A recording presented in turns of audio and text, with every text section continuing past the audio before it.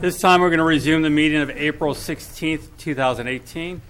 Councilmember Friend, will you lead us in the Pledge of Allegiance? Absolutely. Ready?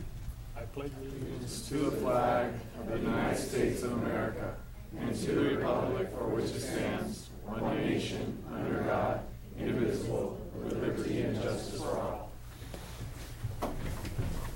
Thank you very much. Roll call, please. Councilmember Gilliel? Here. Vice Mayor Solario Luna? Present. Mayor Velazquez? Here. Councilmember Friend? Present. Councilmember Clower? Here. City Manager Avra? Here. City Attorney Diaz? Present. Chief of Police Westrick? Here. Thank you. Thank you. Verification of agenda posting. The agenda for the City of Hollister City Council meeting of April 16th was posted on the bulletin board on April 12th, 2018 at 3:21 p.m. per Government Code Section 54954.2. Thank you very much. City Attorney, do you want to report out from closed session? Yes, thank you, Mr. Mayor. There was 3 items in closed session that were discussed. The first item was conference with legal counsel, anticipated litigation, significant exposure to litigation pursuant to Government Code Section 54956.9. There was one potential case involving the Regional Water Control Board, and direction was unanimously given to the city to negotiate a settlement with the Regional Water Control Board. With regards to item number 2, conference of legal counsel, existing litigation pursuant to Government Code Section 54956.9. The case is a pending case. It's entitled City of Hollister et al. Versus PG&E et al. And on this item, the City Council unanimously gave a direction to staff to negotiate a settlement at an upcoming mediation on May 1st with regards to this case. With regards to item number 3, that's conference with legal counsel, anticipated litigation, significant exposure to litigation pursuant to Government Code Section 54956.9. One potential case involving the 400 block referendum. Mayor Velazquez recused himself. No action was taken on this item. That's all I have, Mayor. Thank you very much.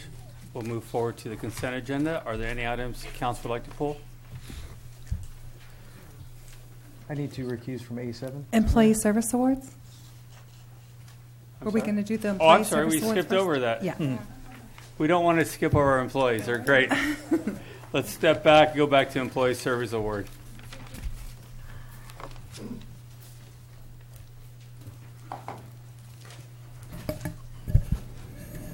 know what happened here. Good evening, Mayor, council members. I'll start it off since I'm at the top of the page. So, first out of the gate is employee Mario Salinas. He, come on up, Mario. Come on. No hiding.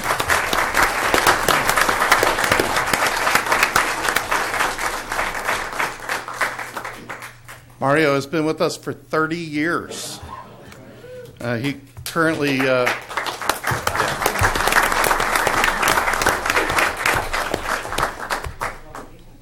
currently works in our sanitation division, but Mario has done everything. He's worked in streets. He's worked at the treatment plants. He's made all the street signs that help keep our citizens safe on a daily basis. He paints the line. He used to paint all the lines for the city, the curbs.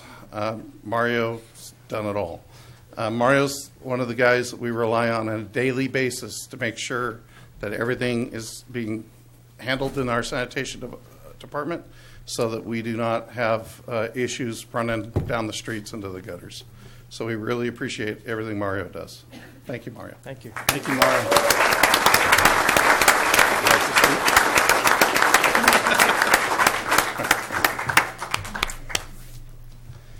Second out of the gate is Ernest Castillo. I don't think Ernie is here tonight. Ernie has been a mechanic with the City of Hollister for 20 years. Wow. Ernie is a delightful employee. I mean, he always comes with a positive attitude, knows when to tell you a funny story to lighten your day. is always calm no matter what the police department does to their police cars or the fire department does to the fire trucks. He just rolls up his sleeves, gets in there, and gets it fixed. He comes back the next day to do the same thing. So we really appreciate what Ernie does for the city, and I'll be presenting him his pin in the morning. Thank you, Ernie.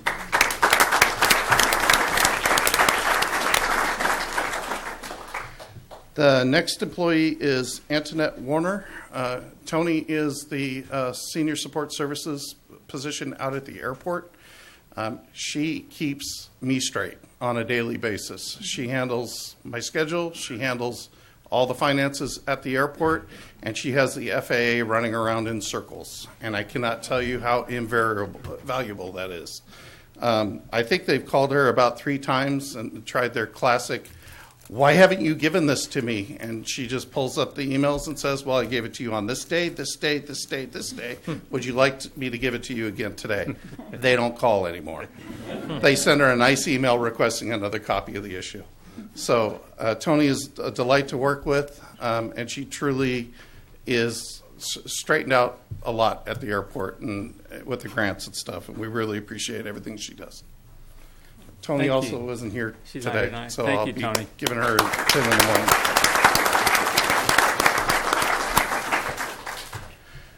Our next employee, Alex Flores, has been with us for 5 years. Alex also couldn't be here tonight. He is currently assigned to our storm drain crew.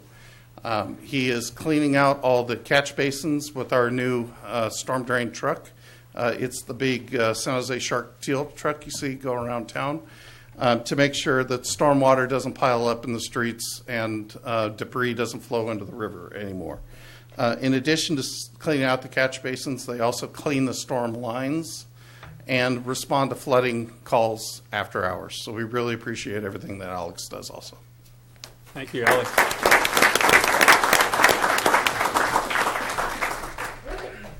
And last for my division is Jacob Bichotto.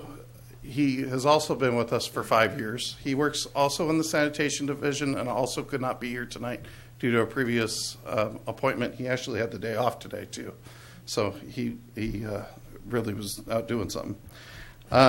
Jacob handles on a daily basis underground service calls, checking on the hot spots to make sure we're not having a sewer backup start and get there ahead of time. On a regular basis, you can see him digging in the streets to solve some problem with our underground utilities. So we really appreciate Jacob also. Thank you, Jacob.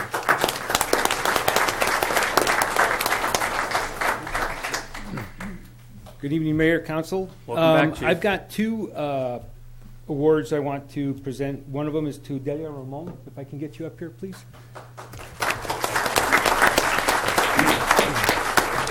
Delia started her employment with the City of Hollister in February 2008. She worked in the Recreation Department where customer service is a critical attribute. After honing her skills with the public, Delia expanded her career by taking on a challenge of working with the fire department. I say challenge, right? Delia transferred in December of 2013, right at the peak of complete change of responsibility, change of command and authority in the department. I met Delia in 2015. At that time, I gave her my objectives, my intent, my expectations. Having a military career and background, I'm kind of institutionalized that way, and she took it all. I had nothing but, given great expectations and the intent, and most importantly, one of the things that I gave her was the authority to do her job. And after I did that, I just walked away and allowed her to do her job. There's been nothing but success and continuous improvement in our administration. And in any organization where there's a command staff, where there's like a council of bosses, you got to have somebody that's going to drive the schedule, drive the steering committee, and give us guidance in our policies. Delia is not a support services assistant. Delia is our chief of staff in this organization. And thank you very much.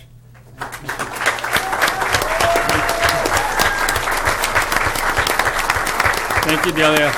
The next one is Battalion Chief Dover. If I can have you stand up here, Chief. Chief Dover started as a paid call firefighter in 1999. He was just turning 29, right? I think so.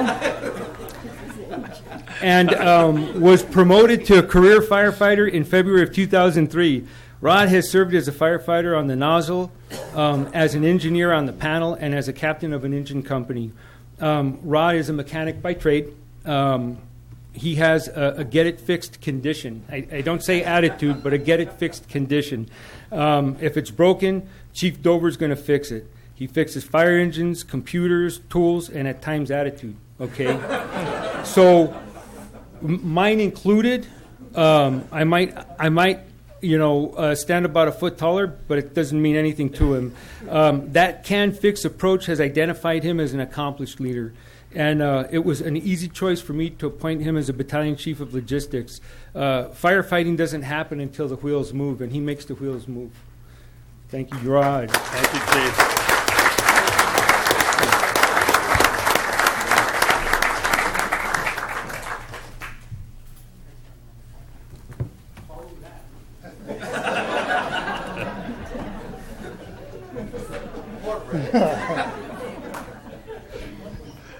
When it comes to quarterly review, we'll revisit that. So I'm here to give a 20-year pin to Cecilia Rodriguez. Come on up.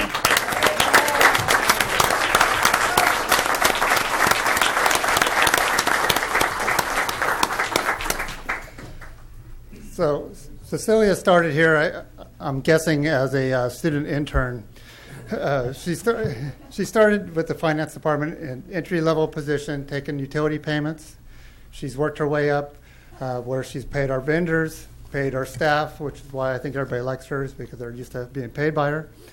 But she really is my right-hand person. She's the one that if I give her a project, I know it will get done. I don't have to check up on her. She just gets it done. You can tell by her family and the staff here that she's also the one that supports both the family and the staff here and the departments. She has high respect from everyone. She's also gone, with my advice, gone back to school to further her education, which I know is difficult on her family, and I appreciate you supporting her so that she can continue to expand. Well, like I say, I've been here 9 years. It's been a pleasure that she's been here to help me. She's also helped me succeed, helped the city succeed with our awards, and I really appreciate all your help.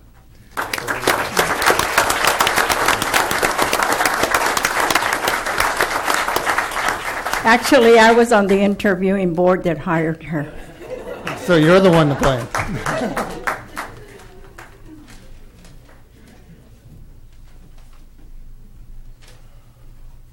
Good evening. It is with great honor to present the 25-year Service Award to Mr. Danny Hillstock. Danny began his career with the City of Hollister in 1988 as a junior engineer. After a brief time away from the city, came back in 1992 to serve as assistant engineer and then promoted to utility engineer and then associate engineer of utilities. Danny now serves as the city's engineer. He brings a wealth of knowledge to the position and, more importantly, a very positive attitude. The City of Hollister is a growing community, and Danny has held the engineering fort division down by himself for quite a few months, and I am honored to have him on my team. We wouldn't be moving forward without your expertise, Danny. Thank you very much. Thank you, Danny.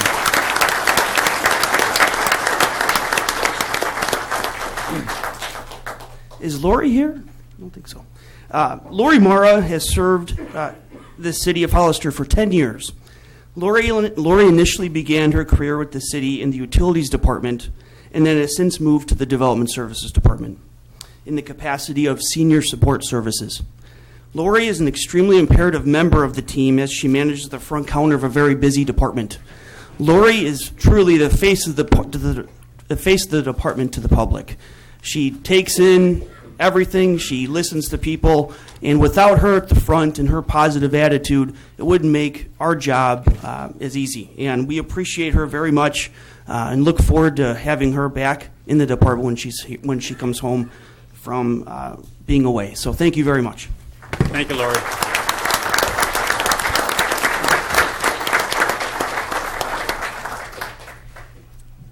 at this time, we are going to move to the consent agenda. Are there any items the council would like to pull? I need to recuse from A7, Mr. Mayor. Accused from A7? Any others? Yeah. Mr. Mayor, I'd like to pull A8.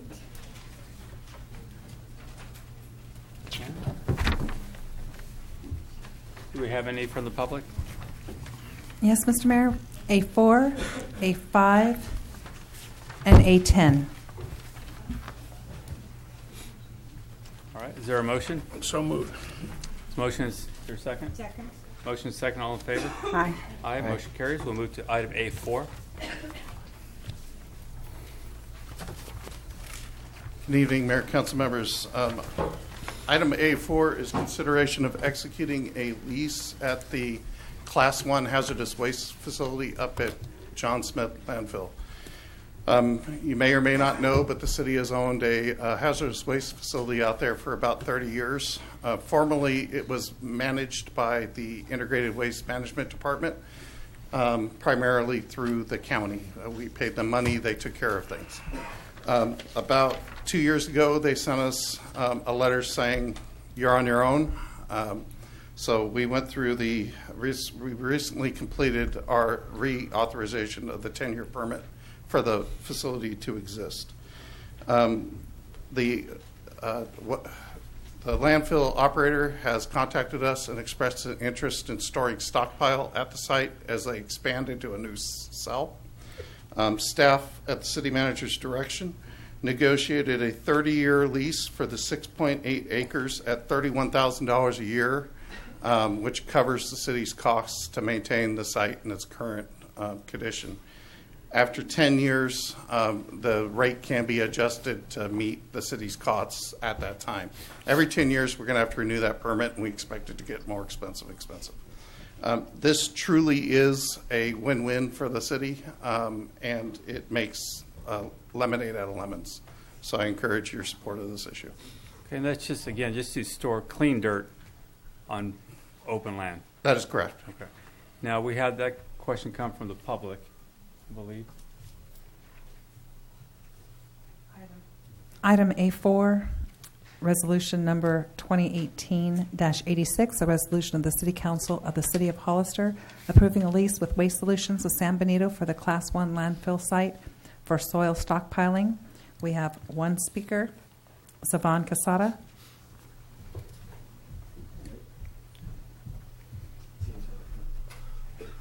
Good evening, my community of I want to actually say champions is what we are, drivers is what we are as well, but people with compassion is what we are too.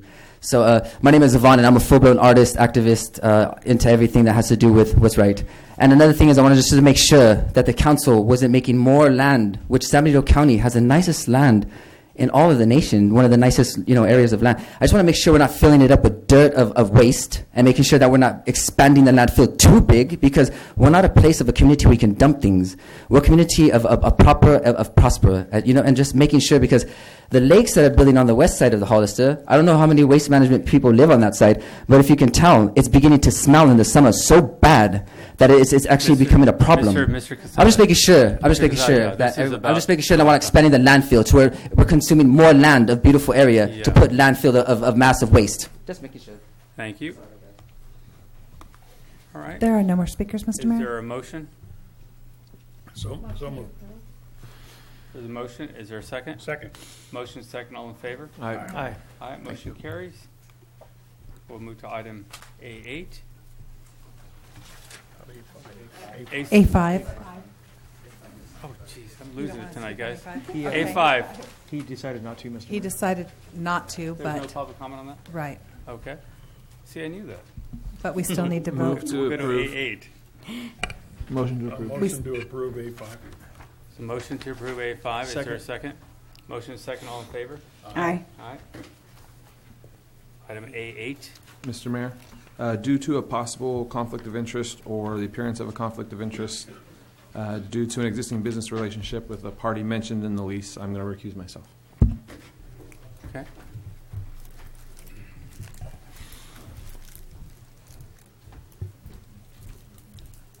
Was there a specific question? I'm the one that pulled it, And I believe reading through the report, the lease is about for 10 years. My concern would be at any time that the city would consider making a change on that lease or pulling it out back, can we do that? There will likely be a penalty of some sort, but yes, you can generally get out of it any lease agreement.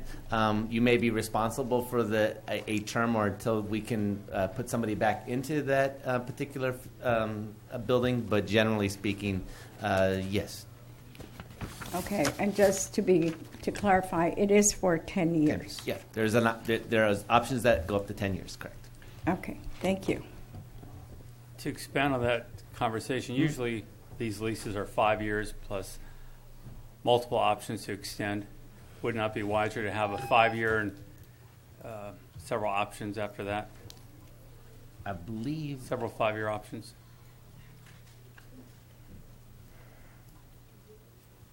For some reason, I thought that we did have a 5-year, and then the second 5 years were optioned at 2 years, 2 years, and 1. If you'll give me just 1 second, let me see if I can find that.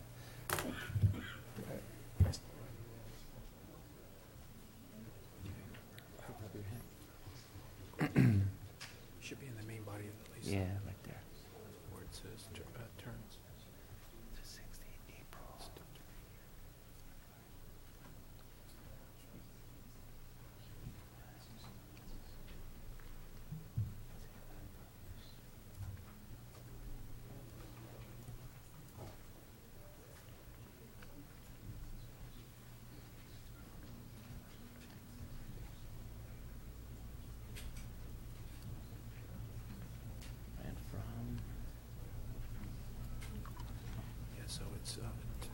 I only noticed the date, 2018 to 2028.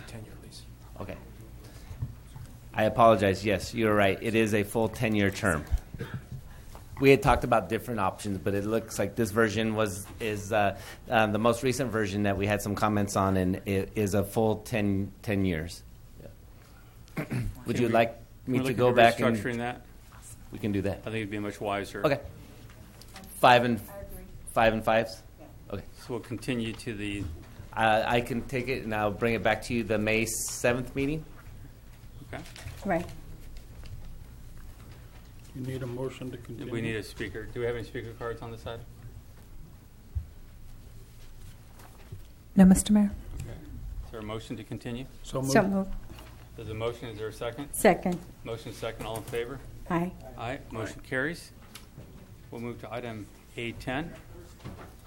I didn't. I'm sorry, Mr. Mayor, I was working on the speaker cards. What was that motion? Motion to continue made by Councilmember Friend, seconded by Vice Mayor Luna.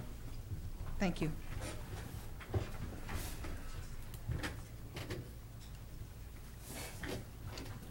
Go to item A10. Was that a member of the public, or did that was a member of the public? But if you want to explain what is going on first, probably I think that was helpful. This item will adopt a list of road projects that will be funded by the SB1 funds during fiscal year 18-19, with along with the maintenance of effort by the city of Hollister. Okay. And for one point of clarification to Mr. Mayor and Council, one of the roads is listed as Lead Lane from Nash to Southside Road. We had it. There's a typo. It says it's a 2-lane collector, and it's supposed to be a 4-lane. Let me ask you, if we are talking about Lead Lane there, you're talking about a slurry sill, I believe? Yeah, chip seal. Chip seal. Mm-hmm. Now, there's a lot of cracking already on that street, so are you going to grind part of that up to fix those areas? It depends on the failure. If there's a failure, there may be some dig-outs and some patching, but that's what a chip seal does. A chip seal heals alligatoring and cracking and stuff. Right, I think that one is, if you're going to do something, it's going to crack pretty quick again, going to go back to its condition.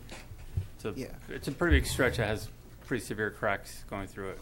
Yeah, we'll evaluate the entire run. Any other question from council? from the public? Yes, Mr. Mayor. Savan Casada.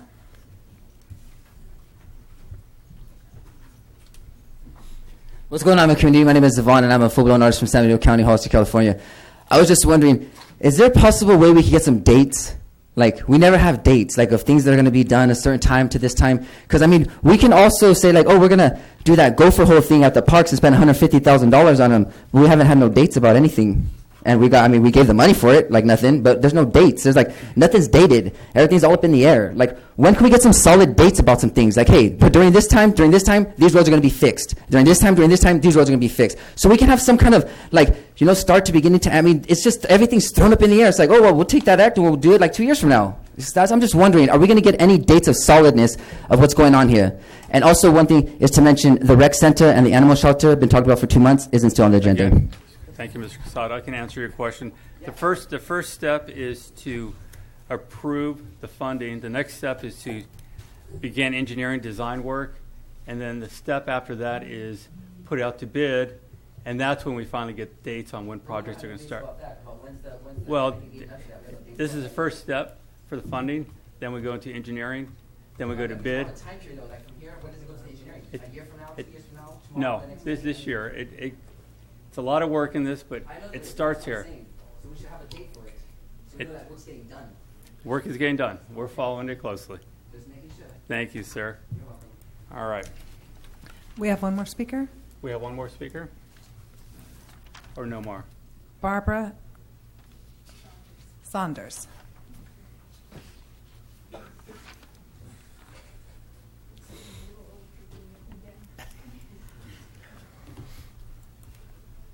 I'm Barbara Saunders. I live on College Street, almost to 4th. I got this wonderful notice on my wall by my door this week stating about all the repairs that are going to happen in my neighborhood. Repairs in the sewer, repairs in the storm drain, repairs from plumbing, repairs on the street signs, repairs on the crosswalks, everything happening in my neighborhood. Yes, the water will be off sometime, but these are all things that we've all been asking for and looking forward to, and the dates were right there on my door. And even though taxes sometimes bite when you're on a fixed income, to see the things happening just made my day. Thank you very much, everybody that works on it. Thank you.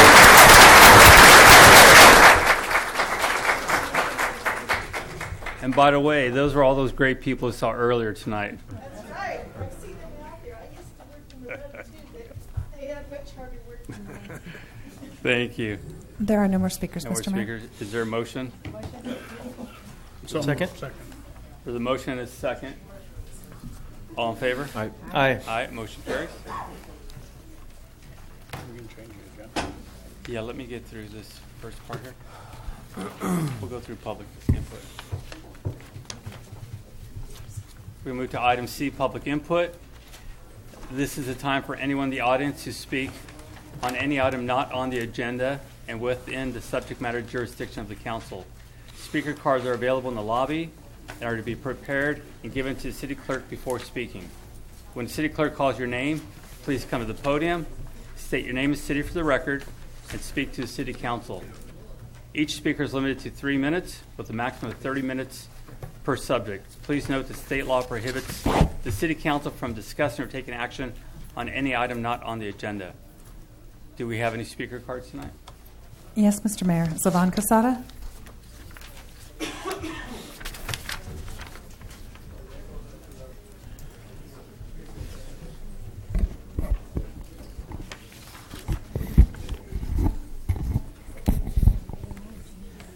Good evening, community. My name is Zavon. I'm an artist from San Diego County, Hollister, California. And I want to also thank the ones that have been working here for the years that they have been working here. I really want to say thank you. It's kind of sad we don't have a really cool rec center for you to go and have your fun at since you've been retired and all that things, because the rec center here doesn't exist. Well, it does, but there's really nothing of a rec center in there. No basketball, no baseball, no nothing, no community swim area, nothing like that. I don't mean to offend anybody either. I'm all about bringing things of downtown association and stuff like festivals and all that. I'm down with that. I really appreciate the young lady here that always Mr. comes up here and Casada, talks about it. Again, if you can address the city council. Oh, I'm sorry. I want to address the city council. I really do, Mayor. I do. But, I've talked about the rec center for more than 2 months, and nothing's even been said on the agenda about it, like, oh, we're going to look into it or anything like that. It's just disregarded. So how am I supposed to talk to a council when I'm coming every other weekend, which is, 2.5 months now? This will be my 2.5 months here talking about the rec center, and not one thing has been all about there. Not one. Not one thing like, hey, man, we hear you, or we're going to try to do something. Nothing like that. So why would I speak to a council that doesn't even take my into anything I say consideration? Nothing. Or the woman that was here talking about the animal shelter. There's still nothing on here about that. And she addressed the council months ago. Everything that's addressed here is not answered here. I'm asking you want me to speak to you? I will. But show me that consideration that you hear what I'm saying and not just miss, oh, yeah, look at him, whatever. Because I'm speaking of brilliance. For real, listen to what I say and speak. It's something for stronger than what we are. I'm not saying nothing to disrespect you ever, Mayor. I'm not. But I'm saying that things could be going a little bit faster if you would just take a little bit more time to see what's really going on with like dates and hearing what people say at the city council meetings, knowing that there's nothing out here for our youth. There's nothing. And I don't say that in rudeness for the businesses that are here that need to flourish. But we have an event coming up, actually. The historic one, and all the buildings downtown, most of them are empty still. We should fill them up with something to give a sense of being here, because I refuse for us to be a pass-through community. We need to be a community of destinations, a place people want to come and visit and see things of difference. Mr. Casada, please. Please, what now, Mr. Mayor, address please? The council. We're here to listen to you. Are. Then where's this about the rec center? But where's about the rec center, the mayor? I can tell you all about it, but when? I've talked to you guys so many times about it. I'm not lying, and I've even came to even speak to the gentleman here, but he was busy because I'm coming even after this kind of council meetings to find out what's going on with like the skate park and other parks. I know we're building the dream one, but what about the other parks that are here that nothing's happening with? I do come here after the recs. I'm really trying to be part of this community. I really am, and I care about my community a lot. And I speak of things of destination because that's what we need. Or are we just going to build more houses and waste managements? Please, I'm saying something from a voice deeper than this. I'm saying that we are a community of champions.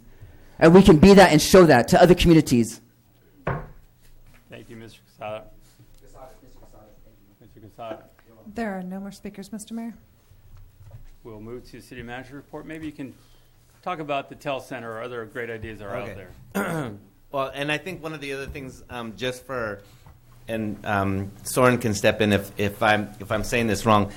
When folks citizens come to the podium to address the council during public comment period, it's not necessarily to be a dialogue back and forth. And I know that sometimes it's very frustrating when they have to just sit, when the council has to sit up there and just sort of listen and can't necessarily respond. So that's why we encourage you to also talk to the council members when you're not here at the council meeting. Making your comment regarding, say, the community center is important. You want to have something being done at the community center, but we need to know what it is that you would like to. We can't say that we want something at the community center. You say that we don't have basketball. Well, we do have basketball at the community center. We have recreation basketball there every year, right? Nick? Yes, every year. Yeah, but we asked the high school to use their courts or something like that. No, and this isn't necessarily a time for me to get into a dialogue for you, but if you want to know about our programming that's at the rec center, it's there. And if you want to come have a conversation, and I saw you the other day, and I apologize that there was people in here, and we can talk about all of those things, Vaughn. It's not an issue. What we're doing, what programs we're running, what improvements we're going to be making at the rec center, what improvements we're going to be making at skate parks, what improvements we're making with the Parks Master Plan. You've seen parts of some of this stuff. It isn't like we're not doing anything. And so I hope you appreciate that, but we also have other things that we're required to do.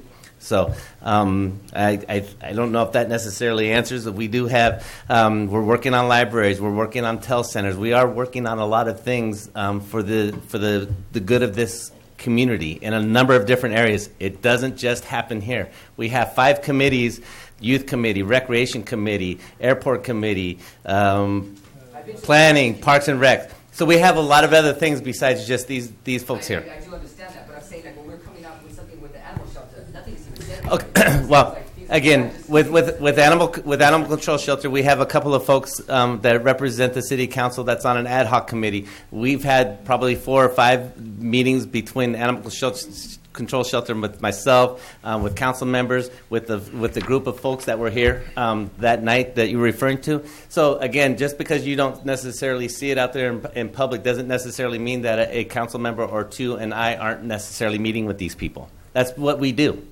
all day, every day.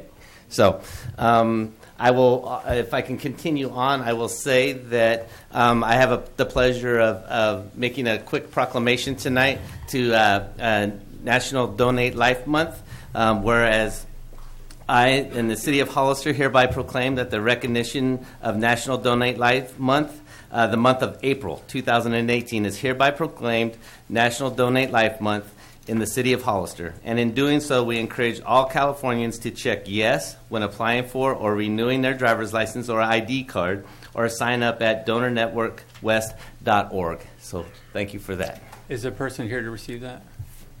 Patty Yes. Hughes? Patty Hughes. Please come up.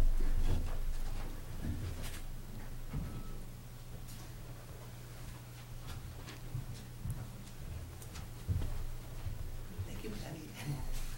Not a problem. You want to say? Please say a few words. I would love to. Cool. You got 3 minutes. I'm kidding. I'll be quick, because I'm short.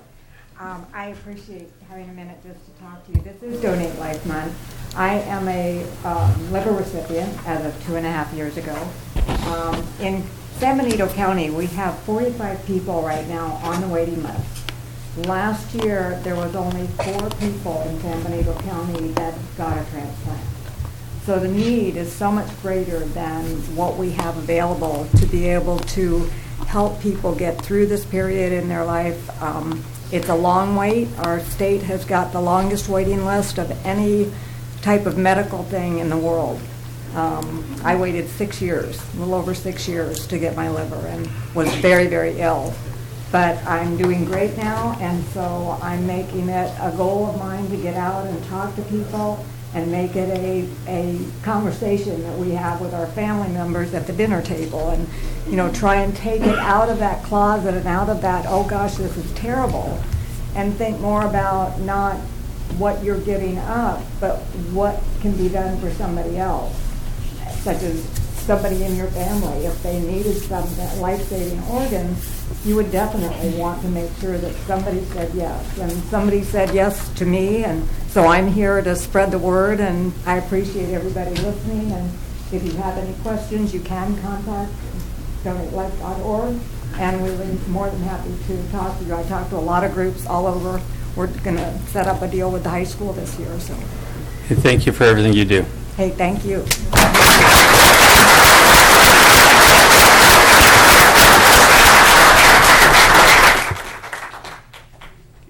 So if it's all right with the council, there's several young people here to hear item G4. If we can move that up in the agenda, would that be okay with the council? Yes, absolutely. Consensus? Okay, well, if we can move to item G4.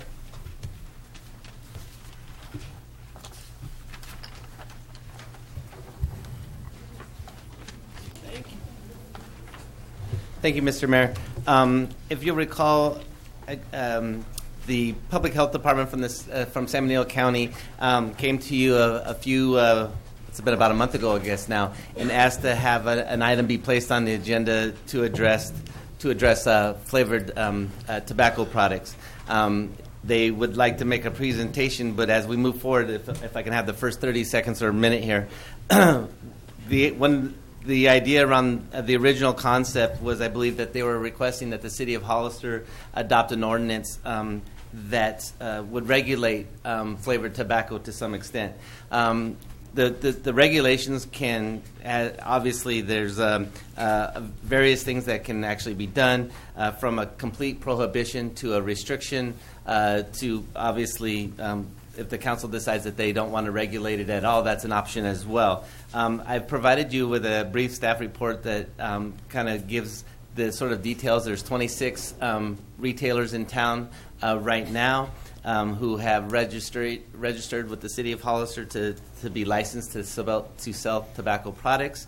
And every year, the Public Health Department and our Code Enforcement Office, and I can't remember who else goes out and does a kind of a sting or does a test buy to see who's following the rules and not selling to youth that are under the age of 21 or citizens under the age of 21.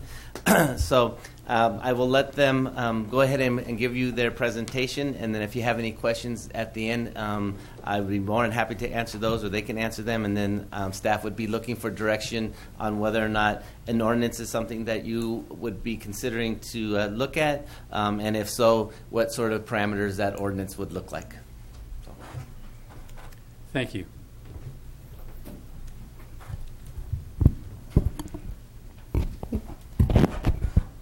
Good evening, City Councilmen and women.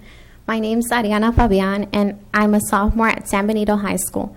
I am here today to talk about the use of flavored tobacco used in our youth within the city of Hollister.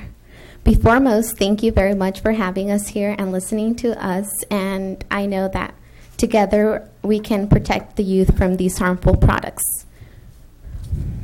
We are here to ask for a citywide ban of tobacco-flavored products or limiting the sale of flavored tobacco products.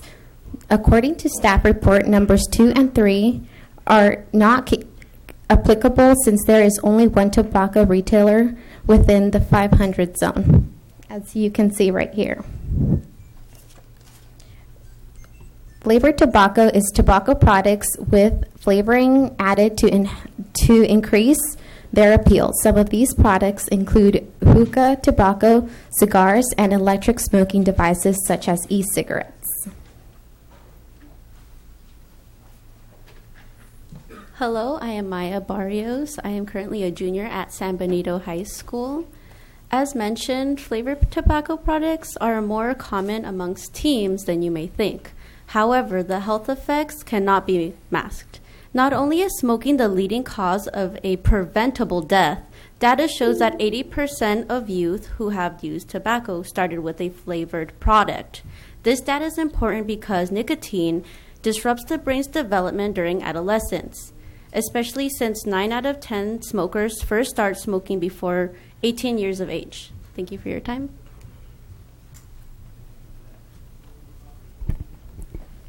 Good evening, City Council. My name is Nathaniel Rodriguez, and I'm here to let you know that 1 out of every 7 youth smoke in our county. San Benito County's average percentage of youth who use tobacco is higher than the California average.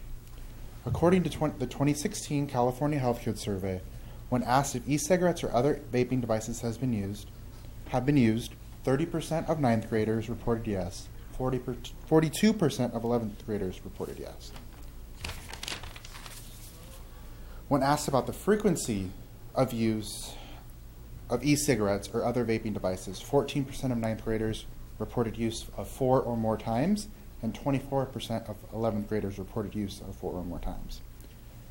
Students were also asked about the current use of e-cigarettes within the last 30 days. 8% of 9th graders reportedly use it in any given day, and 14% of 11th graders, reported use within any given day. Thank you very much for your time. Thank you. Good evening. My name is Jasmine Bonilla. I'm a first year in Gavilan College. Let's see. So currently there are,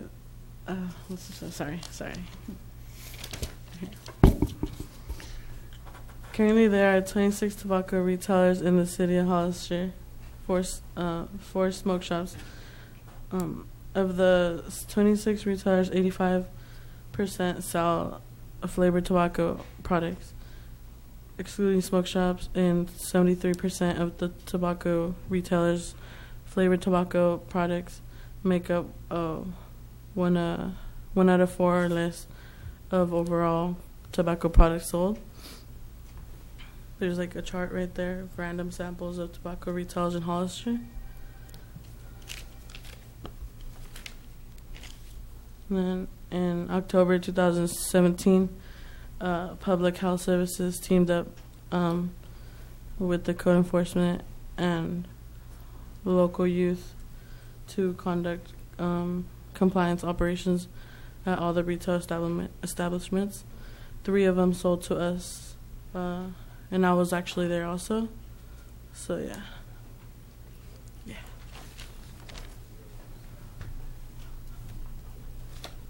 Hello, City Council members. My name is Vanessa Sanchez, and I am a sophomore at San Benito High School.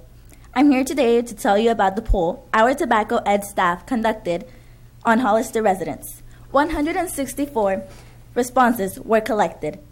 Would you support a policy limiting the sale of flavored tobacco and e-cigarettes only to smoke shops in Hollister? And overwhelmingly, 78% said yes. Do you think it is easy for under the age of 21 to obtain flavored tobacco products and e-cigarettes from stores in Hollister? 65% of our residents said yes. Would you support a citywide ban on the sale of all flavored tobacco products, including e-cigarettes, in Hollister? 60% said yes. Here I have 131 of the people who signed the petition regarding flavored tobacco, and where California is on the flavored tobacco issue. Statewide, there are 16 jurisdictions in California that have passed policies on flavored tobacco. Regionally, Monterey County and in Santa Clara County, they have passed them in some areas. Santa Cruz County as well. I am also proud to announce joining us tonight are representatives from Monterey County and Santa Cruz County. Thank you so much, council members and Mayor Ignacio, for having us today and letting us talk about this issue. Thank you very much. Was that your last speaker? Excellent job, guys. Thank you very much. Very good.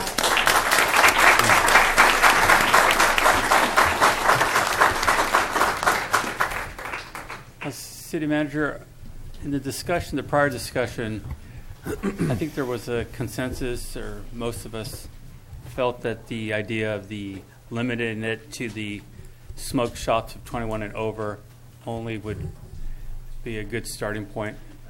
Is that? Well, I didn't realize how large sort of the numbers that we were actually dealing with until I started to look at it a little bit closer.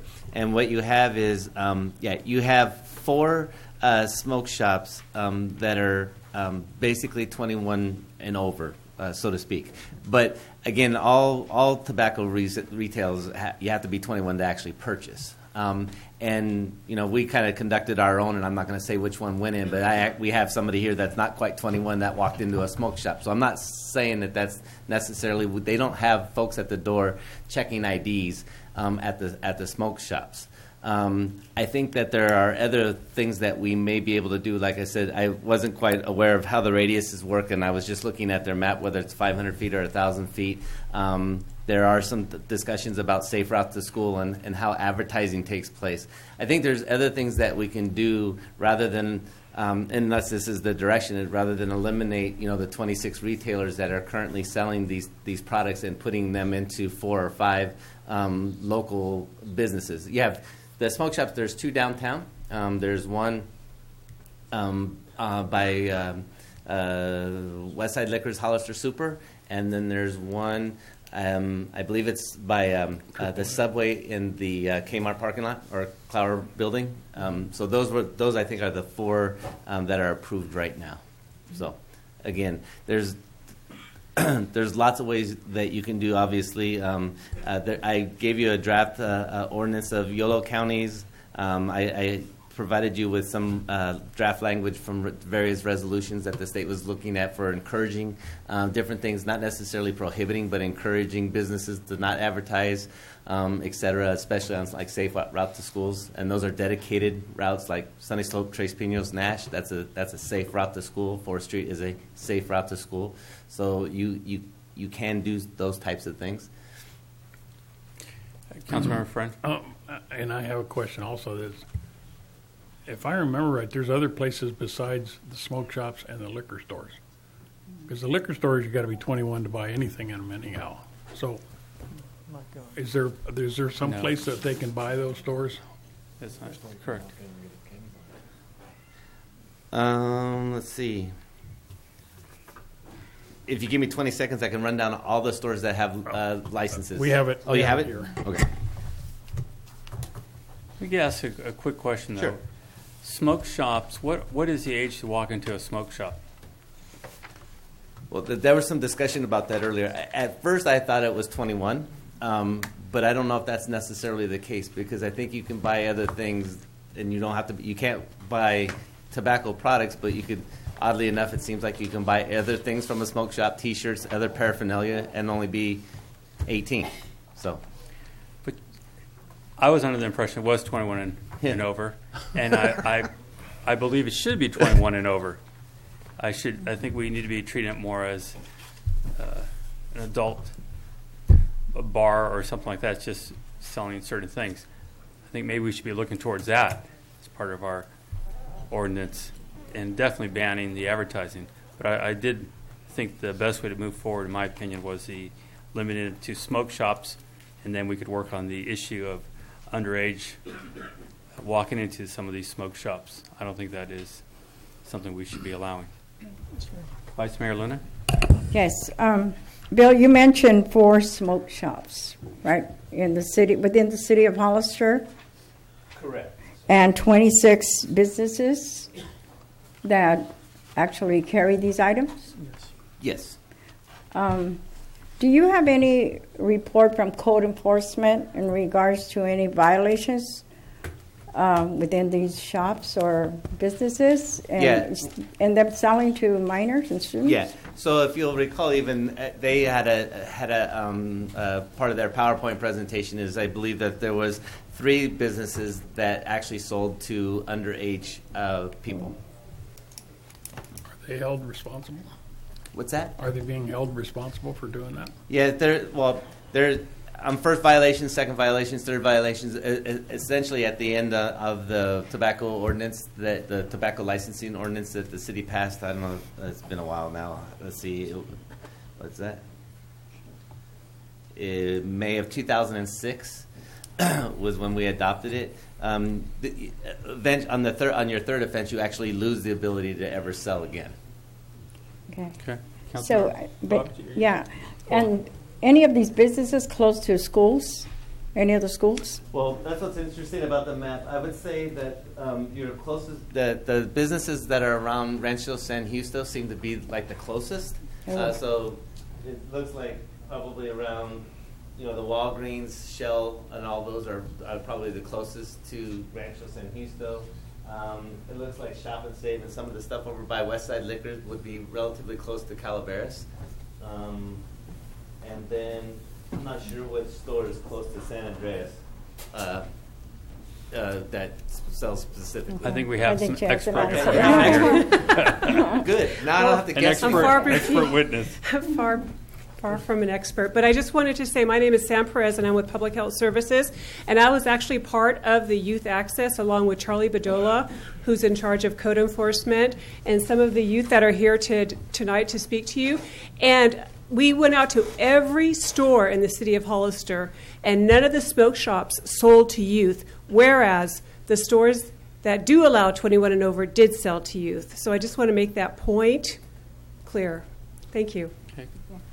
Councilmember Giglio had a comment? Yeah, number one, I want to thank all the youth for coming here and banding together and doing your research and doing a nice presentation. I think you all did a great job. You're very composed, and I encourage you to petition your government and get involved. Good job. I also met with Ms. Perez as well at the County Health Department and heard the story, and some of the advertising that they're doing to kids is and pointing at kids that frankly is terrible. They're advertising this stuff so it looks like jelly beans and candy and cotton candy and tastes like all these things that kids love. So there definitely is pointed advertising. There is another side to this that I brought up at the health department was the stores that sell these items. So from a business perspective, there's 26 people that sell these items. I reached out to a couple of them, and one of them told me that it's 23% of their total sales is tobacco products. And this person had never been cited for any wrongdoing in the past in any of these tobacco sweeps. So I also reached out to code enforcement, and I said, hey, what ideas do you have? Actually, frankly, they reached out to me today, and we were playing communication tag. But the long story short is that their recommendation is that they up the sweeps to 2 times per year to make sure that people are being held accountable and that there is no advertising and that if there is a violation, that the violator is held strictly accountable, and the very next year, after you get one violation, you're not able to sell these tobacco products anymore. And if they're accessible, that's obviously a violation. If you sell, that's a violation.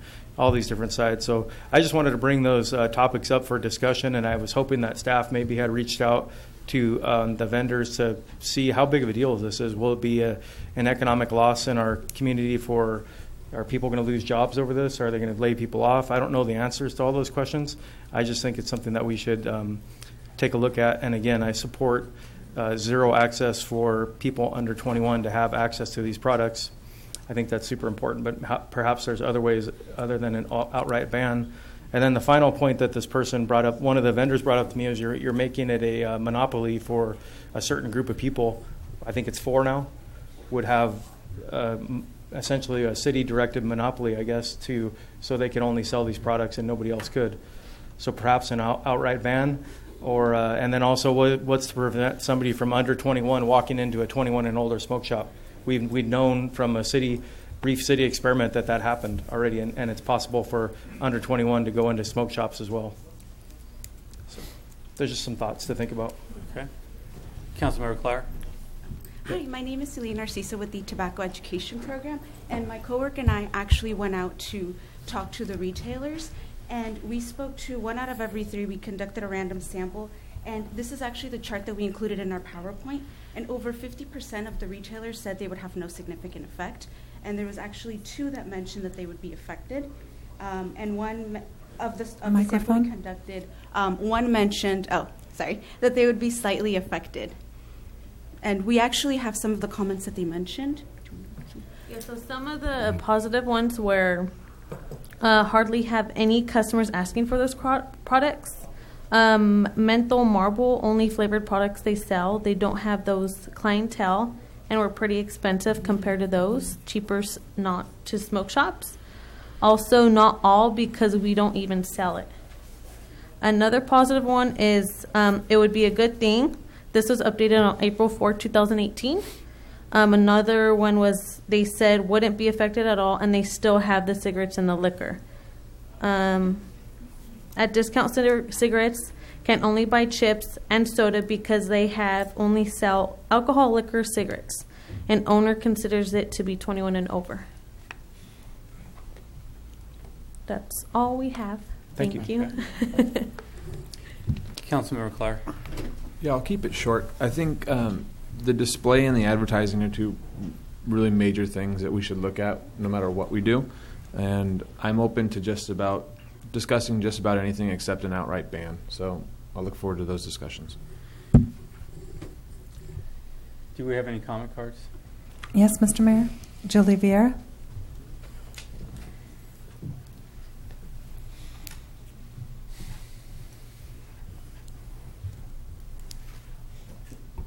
Hi, I'm Julie Vieira. I am not speaking on behalf of the Chamber. I am speaking on behalf of a daughter who lost a father to smoking when he started smoking at 13 years old. He battled cancer for over 30 years. He lost 1 lung, and he lost a kidney because of smoking cigarettes. So I think anything that we can do to discourage our youth from starting to smoke cigarettes, we should do. Anything that the retailers can do to not make it so, back in the 20s, 30s, it wasn't, all these pretty fancy packages. However, he started at 13. And I do know that there are kids out there that start at 13, 14 years old. So anything that we can do to not have the families go through what my family went through with my dad for so many years, I think is what our city needs to do. We need to protect our youth, and it needs to start with all of us working on that together. Thank you. Thank you. Is that it? No more speakers, Mr. Mayor. After the first presentation, I think it was a few days after that, as I said, I drive to Redwood City pretty much every day, and I get to listen to the news on that long drive. And they had pointed out the explosion of this that's going through communities, of young people starting this. And the percentage is unbelievable how many kids. And I started paying attention as I drive around our own community. And I was amazed to see a lot of young people with these things. I don't know if it's the coolness factor of blowing that smoke, but I do know what I heard about the effects these things are having. When these chemicals are heated at a certain degree, it causes a different effect, and it's going to hurt our young people. I'm not for banning it completely. I think, unfortunately, some people make decisions probably not the wisest, but I am for the original idea of limiting it to the smoke shops 21 and over, and I really think it's time to look at this issue with the smoke shops also, making sure they're 21 and over for these types of products or all products. And that's what I would be in favor of. But this would be a consensus from the council on what direction we'd want to give the city manager or staff. Would there be consensus to limit to smoke shops? I'm not ready to make a commitment to limiting it just to smoke shops. I think there should be controls, but I don't know if we'd have the right to take the business away from people and legislate what people should do. Okay. Could we can get an answer protect back? our youth and help and do that, so we can't. I don't think it's right to limit it. Okay.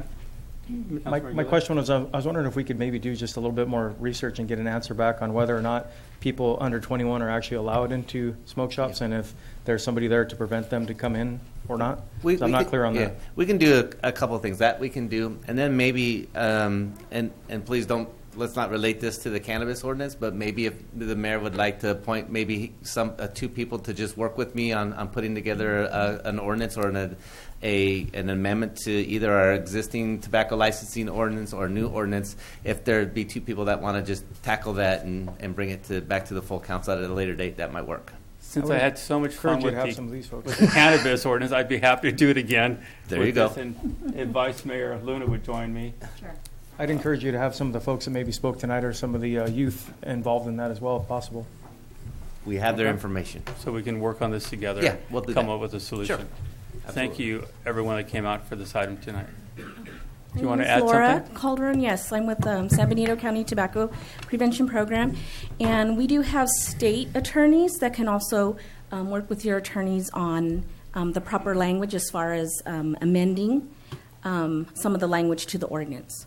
So I've been in contact with them in Sacramento, so we can go ahead and have your people call our people, or however you want to do that. Have your people call my people. Sure. We're going to have a lot of meetings together, so we'll get those numbers. Thank you very much, all of you that came out. Good job, guys. At this point, I know there's students here. Why don't we take a 5-minute break? We'll sign your cards.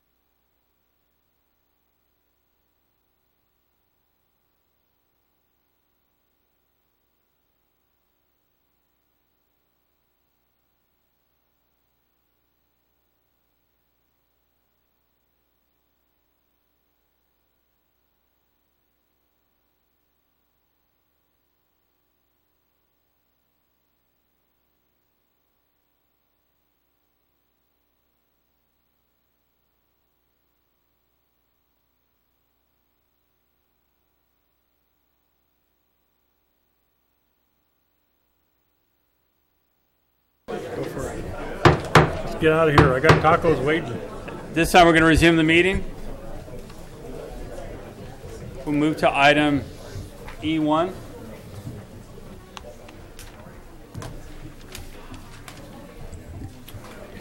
Yes, good evening, Mr. Mayor and City Council. This is a first reading of a proposed no camping ordinance, and this is sort of a follow-up on the previous ordinance that the city passed relating to addressing some of the problems the city has been having with homeless persons throughout the city. The purpose of this ordinance is basically to make streets and public areas within the city so as to be readily accessible and available to residents and the public at large.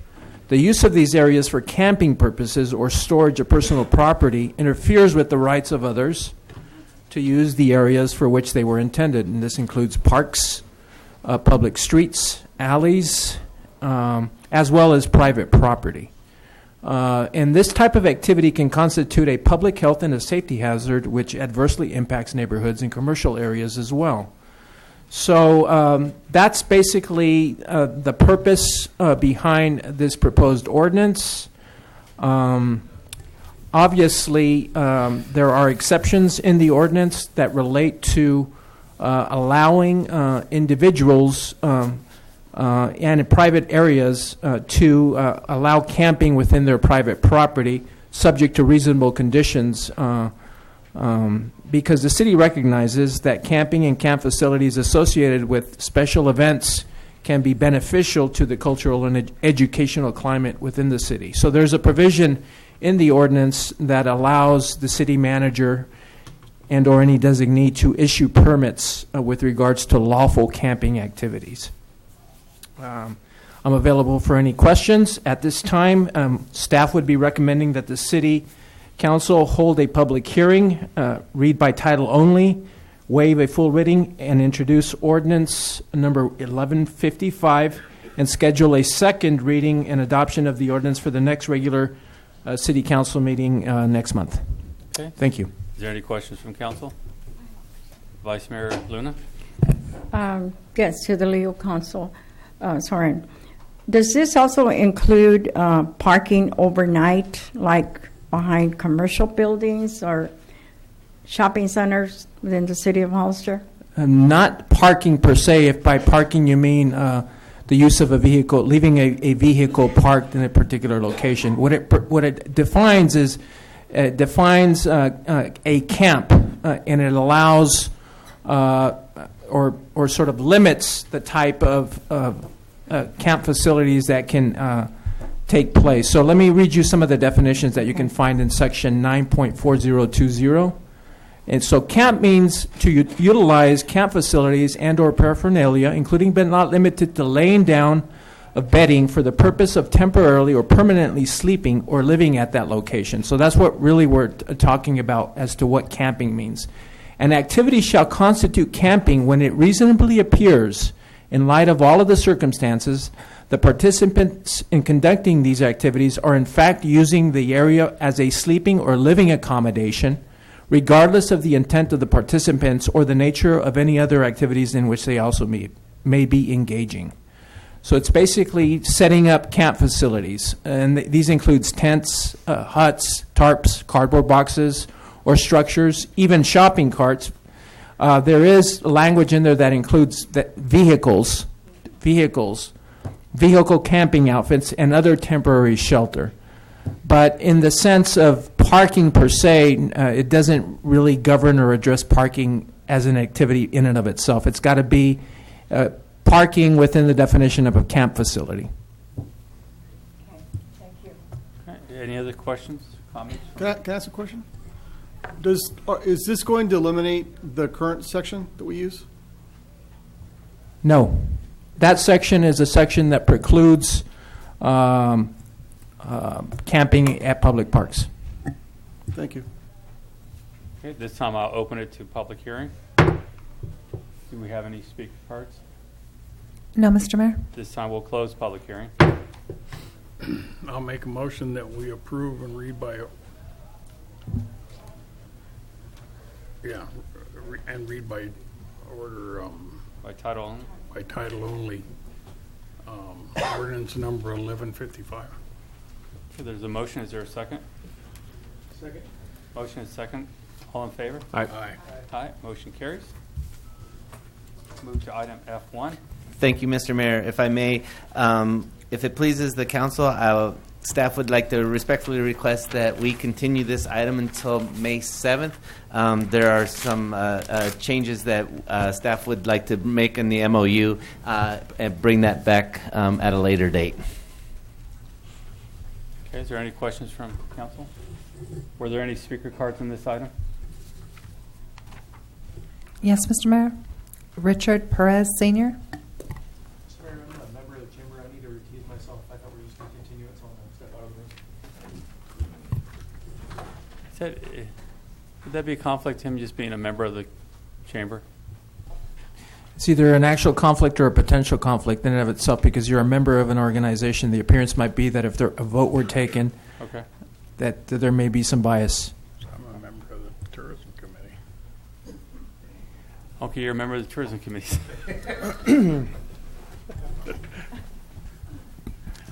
Good evening, council members. I'm here to voice my concern over the MOU that is currently being proposed between the chamber and the city of Hollister.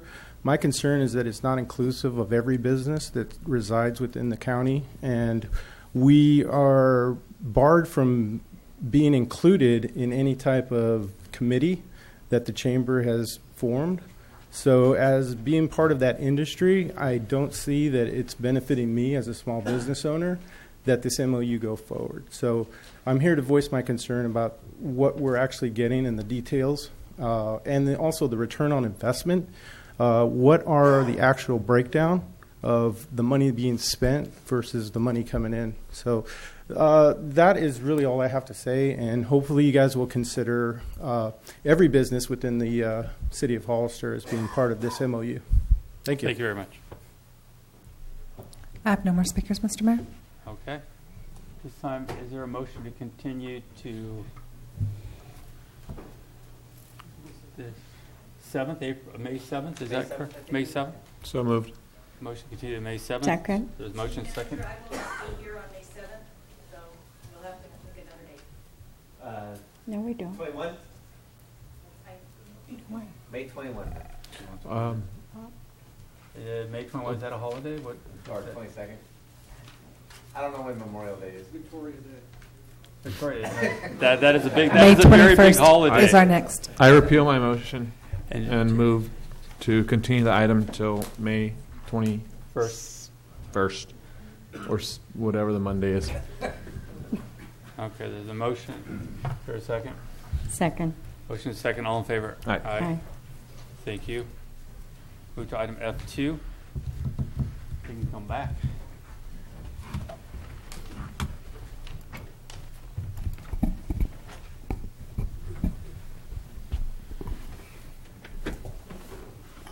Good evening. This next item is requesting the approval for the levy and collection of the annual assessment for the Landscape and Lighting District 93-1, and also order the city engineer to prepare the special report. Each year, the annual report must be initiated with the resolution for District 93-1, and in this case, this will be for the fiscal year 2018-2019. Are there any questions? Any questions from council? Do we have any speaker cards? Mr. Mayor. Is there a motion? Move to approve resolution number 2018-96. Second. Motion is second. All in favor? Aye. Aye. Motion carries. Move to item F3.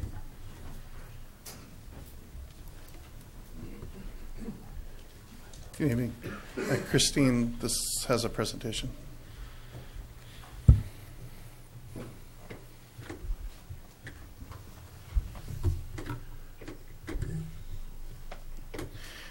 So I'm here to introduce the review of the City Hollister Park Facility Master Plan. We've gone through the process, come up with a 100% draft. At the end, our consultant, Chad Kennedy from Odell Engineering, is here to give the presentation. At the end, he's going to start talking about the additional master plan that was also tasked, which is the master plan for the wastewater recreation facility. And then after that, it'll come back to me and we'll discuss issuing an RFQ for design purposes for that thing. So I'm going to turn it over to Chad.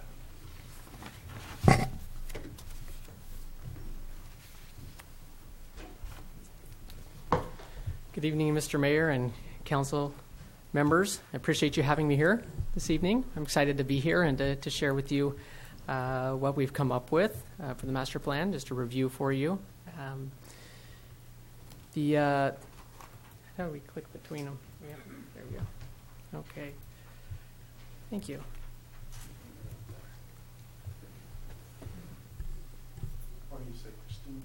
Christine, please push the button. Maybe it's not on, but it should be turned on. There we go. Perfect. Okay. Rough start to this, but hey, it'll get better, I promise. Okay, so the original master plan that you had in place was updated in 2002, so it's been a little while since an update was actually done to the Parks Master Plan. And so last year we started a new effort to update that master plan. And it's gone through a few stages. You can kind of see that on the screen there, from project kickoff and then going through a parks inventory and then research and bringing the public in to talk to the public about it, and then taking all of that information, compiling it, and coming up with some recommendations, having that draft and those recommendations reviewed, and then revising again in order to get to what we have tonight in front of you. So it's a 200-plus page document, so I'm not going to go through that in all of its details. So I'm going to give you a brief overview, and if you have questions, I'd be happy to answer those. But we'll try to make it a little bit more interesting so that you can use that to fall asleep this evening as you review it. So some of the things that are in that document, in that 200 pages, are discussions of a current snapshot in time of where the city of Hollister currently is at, a needs assessment, the things that are necessary for society right now in your city. What are the needs? Section on best practices. So we'll get into those a little bit, but funding mechanisms are addressed as well, and then the water reclamation recreation facility is also a big component of this master plan. So with that, I'll kind of go into some of those details. So this is what we'll get into that park in just a second. So when we went, the first thing we did is some research. We want to find out what exactly you have in the city, and it requires some compilation of information from different locations and different staff and all of that. So it takes some work to get there. But what we found is you have 15 city-owned parks, 7 joint-use school parks, 2 parks leased from the county, both within Veterans Memorial Park, and then 3 city-owned recreational facilities. Those would be the Dunn Park Clubhouse, the Hollister Community Center, and the Veterans Memorial Building. And throughout this document, to make that a little bit easier to tell which facilities are what, who owns those, we've color-coded them. So the green ones are the city-owned facilities, and the pink ones are the joint-use parks with the schools, and then the kind of yellowish-orange ones are county joint-use facilities. So if you go through the document and you see those colors, that's what that means. So it'll be pretty quick to understand what those are. The next step was to find out where all of those were, and so we created graphics that are in this document as well that show where each of those are, again, color coordinated, so you can see real quickly where in the city those school facilities are and where the county ones are and where your own park facilities are. It's pretty helpful to have it all in one place. After all of that research, we went and we said, okay, well, where did you want to be with your parks? How many parks did you really want? And so your current general plan, or the general plan, said 4 acres of city parks per 1,000 residents is where you wanted to be. And so we looked at that, And currently, you have 84 acres of parks and a population of 36,000 plus. And what that equals out to is that you have about 2.3 acres per 1,000 residents. So not quite where the goal that you wanted to be, but that's why we do this, right? To know where you're at so we know how to move forward and get to where you want to be. And so what that leaves you with is a discrepancy there of about 62 acres of parkland that you want to shoot for. With that, that was the kind of the research part of that to find out what you had. We then took all this information and we went to the public, and all of you were there at these meetings, and so we appreciated you being there and giving your input. And we had 6 of those meetings, public meetings, between June and August of last year. And all of those meetings were published in English and in Spanish on Facebook page, and in different locations. We handed out flyers and tried to get as many people there as we could from organizations like the Chamber of Commerce. This is a little image of what one of those flyers looked like right there. And what the public input that we received, or the public interaction that we were able to gain from that, was 51 participants over the course of those 6 meetings came and provided information. We kind of had an interactive platform where people were able to use their cell phones and kind of tell us what they wanted to without having to raise their hand in front of everybody or whatnot. So even the introverts were given an opportunity to voice their opinion. We also had a specific meeting just for the development of what we were calling Brigantino Park at the time, and received some comments there. You see the images on the side there of some sketches that people did at that meeting to show what they wanted that park to be. And in all, we also had a survey that we sent out. It was online. We also had it at each of the meetings and sent it home with people that came from those meetings to the different organizations. And that was also in Spanish and English. And 236 respondents gave us their input and information, which was really crucial information to have. And that was all done between June 1st and August 7th of last year. Why that's important is because from that data and that information and from all those public meetings, we were able to get information that showed us what your community wants, what the needs are. And more interestingly, we took this a little bit further, and we said, okay, in order to make your dollar go as far as we can in the community, we want to know what's important to the community and what they're not satisfied with, because it's satisfaction versus importance is what is going to get you the most accurate or the best bang for your buck. And what came out of that were opportunity scores. And if you go to that section of this document, you'll be able to see exactly what the data says on what is least available or what everyone's least satisfied with, but that's most important to them. Those are the areas that we want to spend the money. So things like these pie charts are shown in that document. This one is just a selection from that. It says, what do you like most about the city's recreational facilities? And the top, the 4 or 5 largest pie shapes there are maintenance and cleanliness was number 1. The Valley View Splash Park was number 2. Areas for kids to play was number 3. And new parks and playgrounds, the new parks and the new playgrounds was number 4. So it's interesting information to know what it is that everybody values in the community. Here's one more example. What do you dislike about the city's recreation facilities? And number 1 on the list was the homelessness in the parks, the lack of restrooms, and overall cleanliness in the parks. Were those things that were most disliked. So the overall survey had 29 questions, and so there was a lot of information that we were trying to glean from this. And really is interesting information if you go to that specific chapter of this document and take a look at that. All of the recommendations that we have put in place are developed based on what we heard from the community and the needs assessment. So it really does reflect what your community wants and needs.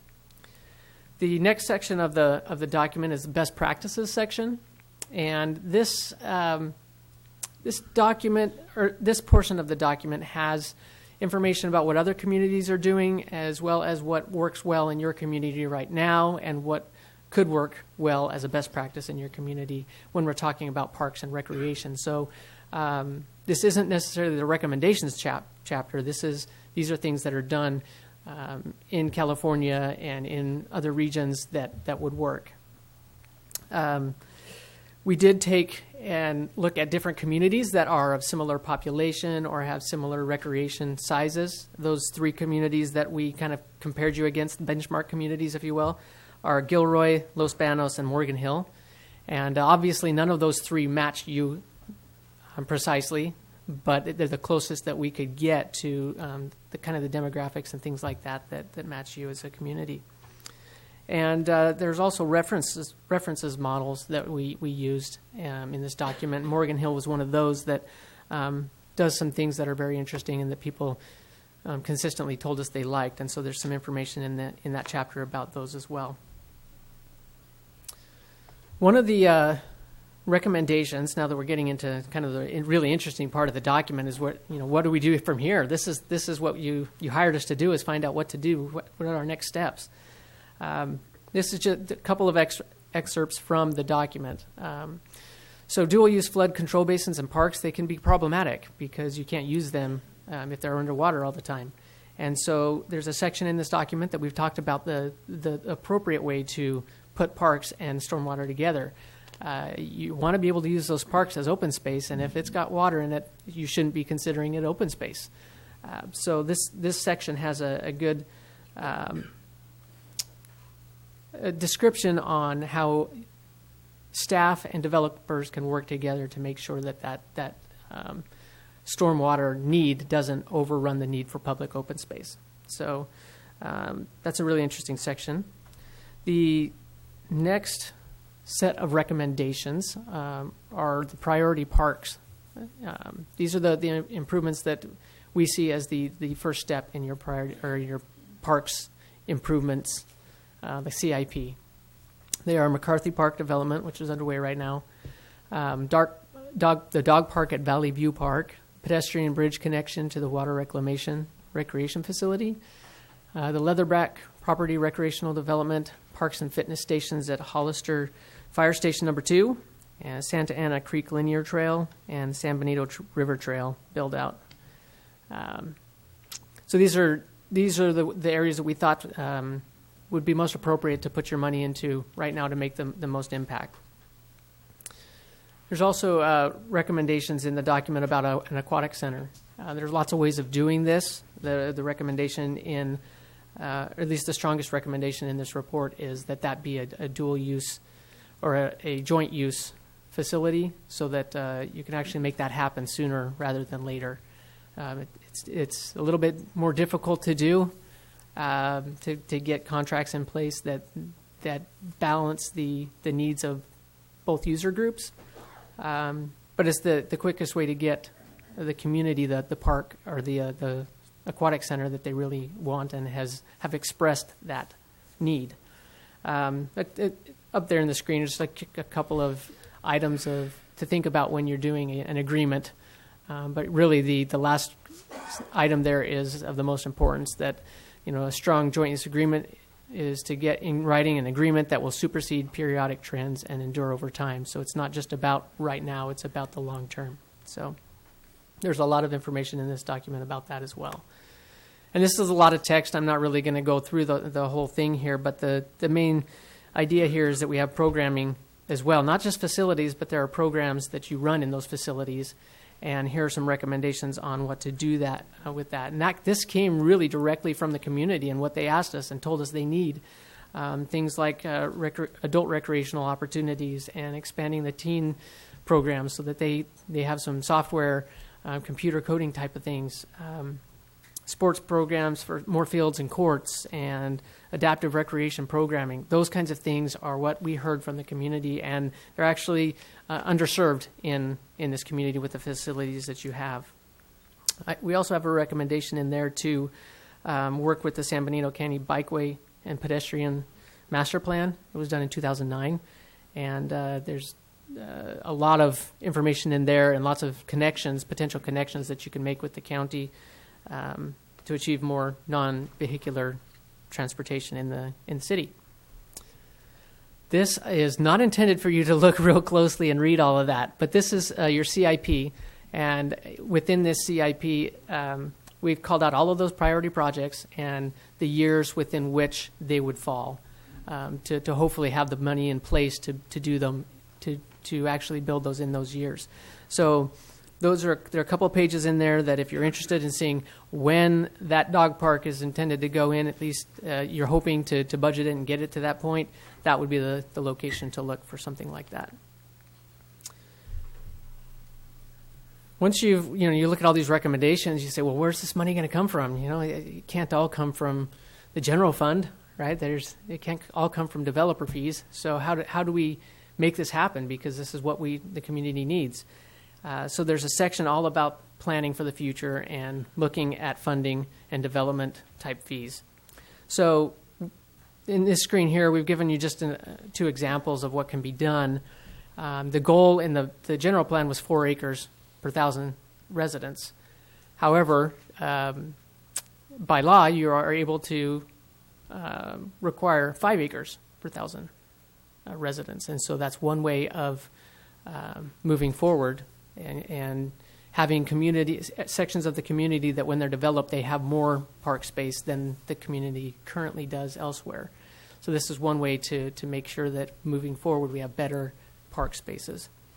We can also look at annexation applications and see, this is obviously case by case as you're looking to annex, that those areas have adequate parks. And if they don't, then that's the time to address it and make sure that there's fees or something in place, there a mechanism in place to build those when that area is annexed. There's a lot more, many more options in there, but for the sake of time, those are just 2 short ones that I can share with you this evening.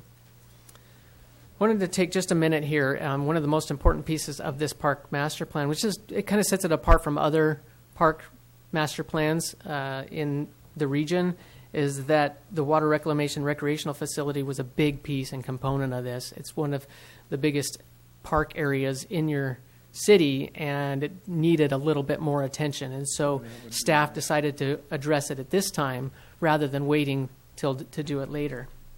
So this is a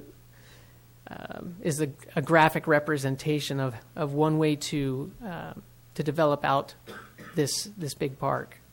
And you can see there in the middle, there are 4 diamonds for softball and for youth leagues.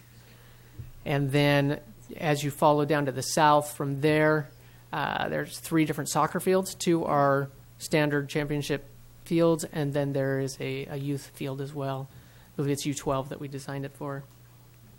And then, so if you go up to the upper left-hand corner there, a large parking area to accommodate all of the activities that are going to go on in this park. There's also a 4,000 square foot facility there that can be used for meetings and recreational get-togethers and office space and maintenance for the trucks and things like that would be needed to maintain this park. And then just adjacent to that is a spray park, and there'll be a restroom in there as well, and then 2 playgrounds, a 2 to 5-year-old and a 5 to 12-year-old playground area. And then to the north of the northeast of the parking lot are where the courts are. So there'll be 2 basketball courts and 4 tennis courts up there. And then one of the really interesting features, and maybe even a moneymaker for this park, maybe your major moneymaker, is the amphitheater that's shown kind of in the center of the park there. We're utilizing the existing grade there. It kind of drops down, the elevation that drops down there. We're using that to help emphasize what this space really could be and to kind of confine it and make it a more interesting space. And this could really be, it's large enough to hold events and things like that out there that they could really make money for your parks department and bring in interesting bands and things like that. So plays, musicals, things like that. We also heard from the Parks and Recreation Department. Well, at the Parks and Recreation Commission meeting, we heard additional commentary from the community and have made adjustments to the lower right-hand corner there to make it a little bit more open for other types of hobby, plane hobbies and things like that, where they can land and take off and things like that in that area. Trying to meet all the needs in the community that there really are. So, and other smaller things that you can't see, and there are picnicking facilities and walking and running trails and things like that that are obviously needs in the community. And I guess I should mention the pedestrian bridge that would cross the river right there to access the trails on the other side of the river, which would be a huge plus to this park to get people into it without the need for vehicles and whatnot. So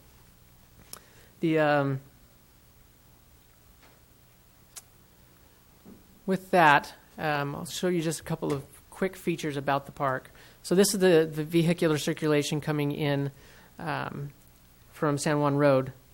So you can come in and kind of do a loop and then come right back out. There's two areas of access and egress, so that should limit the issues with traffic. Non-vehicular circulation, you can see in the blue lines there. You can go anywhere in this park and all around it and make your own track or your own trail and track your distance. And it's quite a large facility actually. So the pedestrian paths actually measure to about 2.25 miles around. So there's a lot of capacity there for people to exercise. And you can't tell at this scale, but the intent is to go about a 10-foot wide path around the exterior of that, so that you can go in both directions. And this is emergency vehicle circulation.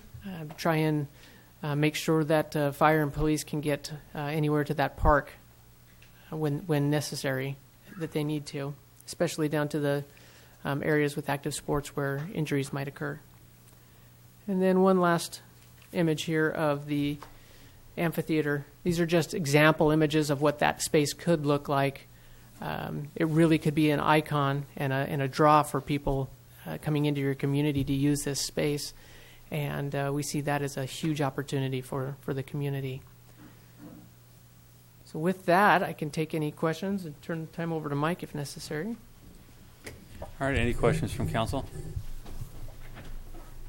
Vice Mayor Luna? Yeah, if you could switch back to that pie page. Okay. I know you had direct contact with the community in the different meetings. Yes. But there was a pie that said the least liked or something. What disliked. did you dislike most? Yeah. Okay, so the red, would that be what, the homeless? Homeless in the parks, yes. What is the smallest piece of pie there? What does that The little red indicate? one? The smallest little red one? Whichever is the smallest. Lack of a drinking water like drinking fountains. Okay. And second to that? Lack of nighttime lighting. And third? Presence of skateboarders. Okay. That was my question. Thank you. Mm-hmm. And that's all legible in your document as well. You can look into that in a little more detail. Thank you. Any other comments or questions from council? Do we have any speakers? Oh, Councilor Aguilar. Just real quick, I just want to say thank you for the thorough document, and also thank you to the Parks and Rec Commission that went through all this, and everybody that came in to give their feedback. There were a lot of people that were very involved in this document, which is great because we now have this document to go on to the future. And when people ask 5 years from now, why are we building this park, this document is the reason why we're doing that. Mm-hmm. And we do have a great amount of feedback, so thank you for that. You're welcome. Councilor Clark. This is kind of tangential, and it might be for Mike. We've got a bunch of parks that don't have names, and it's been that way for years. Do we have any timeline or plan or any idea of when those actually might get names? Well, the previous council did adopt a park naming policy, and per the policy, it's kind of up to the public to suggest a name for a facility, and then it gets reviewed by the Parks Commission and then brought forward to you for approval. So I believe it was 6 months ago that we actively advertised to get some parks named. We didn't have much of a response, similar to our public outreach that lasted for months here, and we got 51 people. Okay. I think we may want to try it again and give a list, because there's probably 4 or 5 facilities now that are on at least 3 sides of town. So let's get some ideas. Thanks, Mike. Do we have speakers?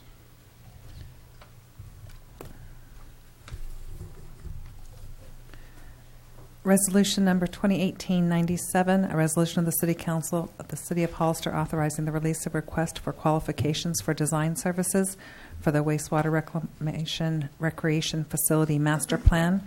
We have one speaker, Zavan Casada.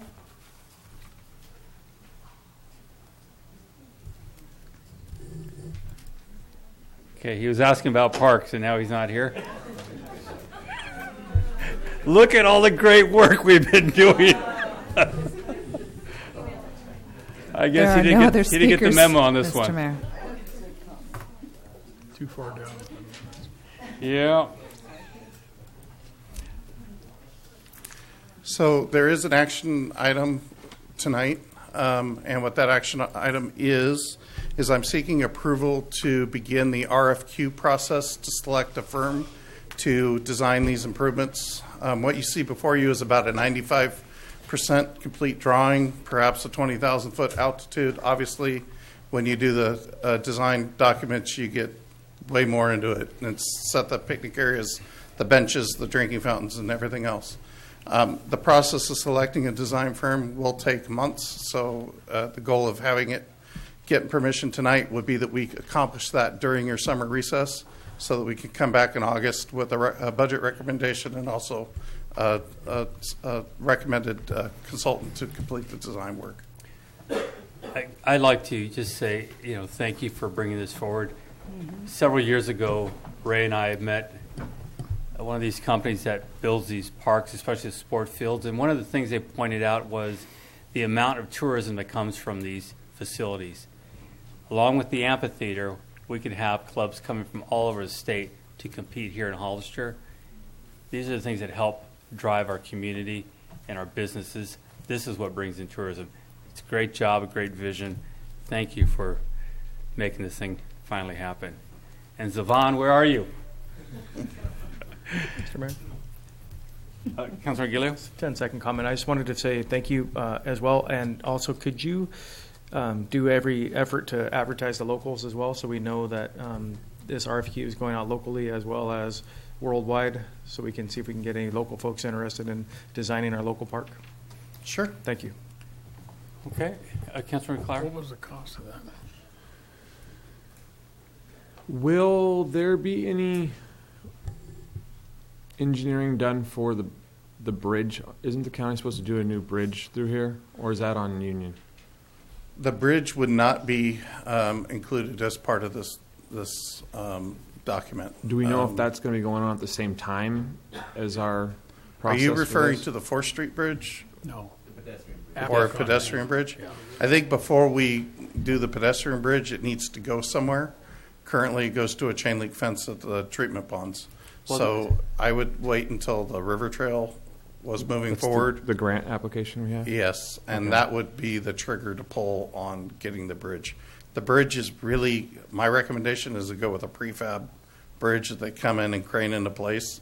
To be honest with you, we need to span that whole river, or you're looking at years of permits and environmental processes to touch anything in that river. That bridge is going to eventually lead to the lakes there for recreational facilities out there. So we're going to make this whole area beautiful. Oh yeah, Ponds are going to be the city owns both ponds, sides, right? Fishing ponds. The city owns both sides except for the trust company there up towards the upper left. Okay, and they own that side of the river. And then this will include an environmental impact report for traffic and everything as well? The environmental impact is already being completed, or are you going to see a supplemental at the next meeting? That We'll be coming to the May 7th for a supplemental appropriation and for authorization. We signed a letter of engagement. And that report will include our new lovely plan and the number of people that would likely be attending this? Yes. Okay, thank you. Thank you very much. Is this image available for us online to look at? We can make sure it does get online. Absolutely. It's on the homepage of the City of Hollister website. All right, is there a motion? So moved. Second. Motion second, all in favor? Aye. Aye. Motion carries. Thank you you. very much. Let's move to item F4.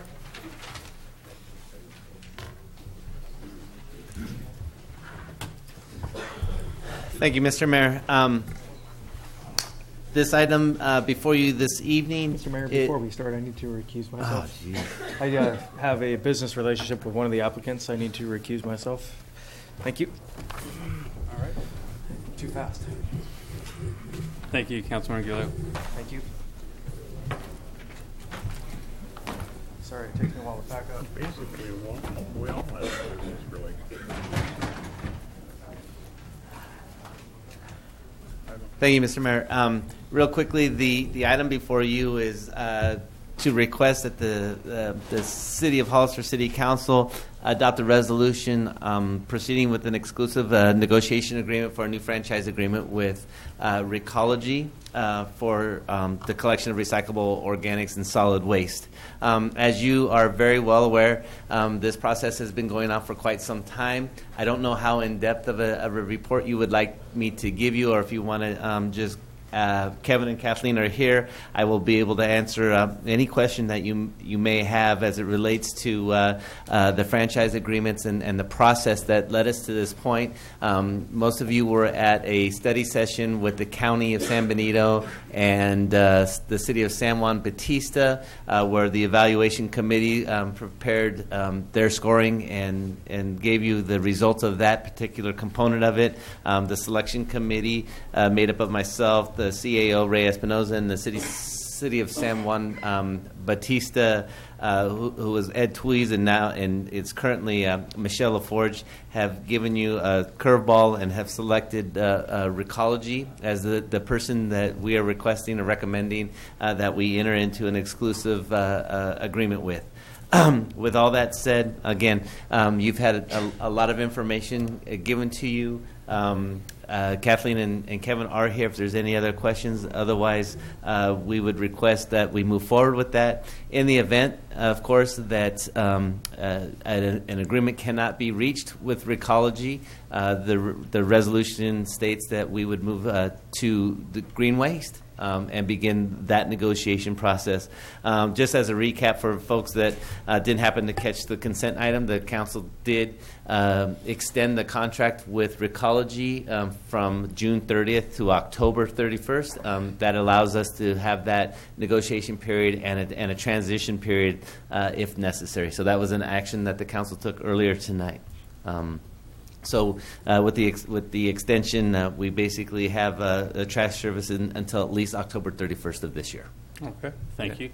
Is there any questions from council? No? Councilmember Clare? So this is one of those fun situations that we get ourselves in sometimes. I think this question is more for Kathleen and Kevin, and it's more of a process question than anything. We've been working on this for a long time, and I think I remembered that we were trying to have the negotiations be complete with the selection of a certain service provider. And it looks like we're trying to go forward with negotiations with a single service provider, not necessarily making a final selection. Am I wrong in that thought process? And that goes back probably to like our first meeting, honestly. Good evening, Honorable Mayor and council members. Kevin McCarthy with the regional agency. Let me try to answer the question, because I think what we tried to communicate is that there would be a recommendation for a contractor, and then there would be a negotiation. And if that was successful, we would bring the final contract back for approval. So that's still sort of our process. This has a fallback position built into it. It basically says that if the negotiations are unsuccessful, and I should clarify that, we would go through a process. Your city manager would be part of the negotiating team. we would bring back the results of that. There wouldn't be if for some reason we reached an impasse, we would bring it back and say, hey, here's where we're at. We wouldn't, independently go down a different path. So we'd make sure that if there was an issue that we thought was intractable and we couldn't deal with, we would bring it back. Okay. So the department summary and the recommendation fall in line with the process that we've had from the beginning? That's correct. Okay, thank you. Councilmember Friend. Just to further clarify that, we're taking action on the recommendation from the selection committee to enter in negotiations, the final negotiations, and that's what will be coming back to us for final approval. Yes, that would come back. If it's affirmative, if those are successful, we would bring back a final franchise agreement that you all would see and then vote on. If we reach an impasse, we'd come back, explain that to you, and then you would give us direction. Okay. Vice Mayor Luna. So this is not the final approval, right, of the agreement. This is to start the process of the agreement. And you you make a recommendation. And we either go with the recommendation or and what would happen if the city council did not go with your recommendation? The recommendation is coming from your city manager, Okay. not from me or the evaluation committee. Just clarification for that. Yeah, and you guys always do what I say, so that's No, good. we don't. Exactly. No. So the question is that if you're taking the selection committee's recommendation, we as a group, as the regional agencies, begin negotiations with Recology, with terms and conditions, et cetera. And as Kevin said, if those negotiations break down, we come back to the city council. We let you know that there is, as he said, an impasse, and then we would make a recommendation that we discontinue those exclusive negotiations with Recology, and then go with and then begin those same conversations with Green Waste. Okay, so if the city council takes a certain vote, then does that go on to actually the county and then San Juan Bautista? Your recommendation? Yeah, the county, all three agencies have the same recommendation as of right now. The county of San Benito, I believe, hears it tomorrow morning. And then San Juan Bautista, the city of San Juan Bautista hears their item, the exact same item as you're seeing tonight, tomorrow evening. Okay, thank you. Councilmember Clark. What's our procedure if not all three entities come up with the same selection? I know we've been going through this step by step, but that's just something else to think about. Yeah, I think that, well, Kevin will probably likely pull his hair out, and then we probably sit in a room and we figure out where to go from there. But the idea is, at least initially, the discussions should be that all the regional agency members were a group, and that's one of the things that I think is the key here. Our RFPs were released based on that.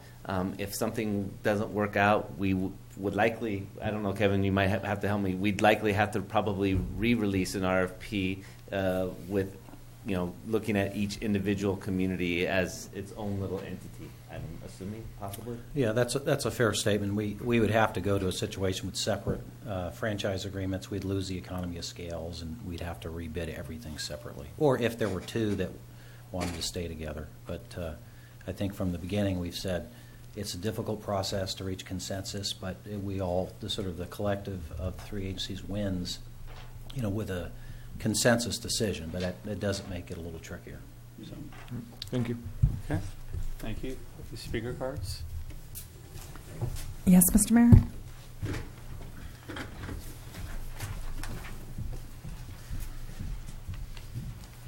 Resolution number 2018-98, a resolution of the City Council, the City of Hollister, for a franchise agreement selection committee recommendation to enter into exclusive negotiations with Recology, San Benito County, for a new franchise agreement for collection of recyclables, organics, and solid waste.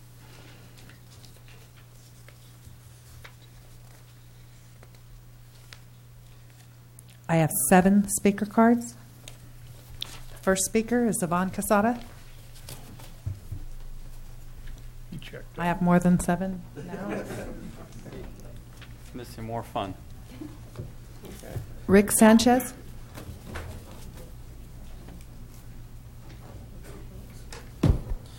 Hello, council members and Mr. Mayor. My name is Rick Sanchez. I'm here today as a concerned citizen about the current waste collections contract. I've been following along and have read that the council is going to open negotiations with Recology, a company that is based out of San Francisco and operates out of Gilroy. I understand they hold the current waste collections contract. The city received 3 bids for the new contract. Out of those 3, we have a local company, RJR Resource Recovery, which is based out of Hollister. Their bid is within 1% of Recology. I would hope that the council would strongly consider the local business over an out-of-town company. However, the decision is already set and Recology is the primary choice out of the 3 bids. I would hope the council, with the city's best interests in mind, would consider RJR Resource Recovery as the runner-up, a local company that would provide local jobs and bring in valuable tax dollars to this community. Not to mention, they would be operating with a smaller carbon footprint over the other 2 companies due to the fact that their company is here in town, which means less road time for all the garbage trucks.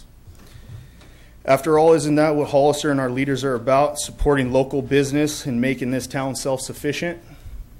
Thank you for your time and allowing me to speak. Thank you very much.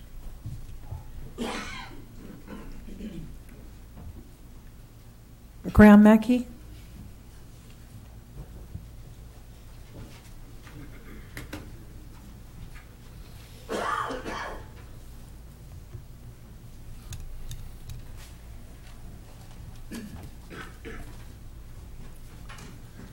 Hi, good evening, council men and women. I am Graham Mackey, and I represent the San Benito Business Council.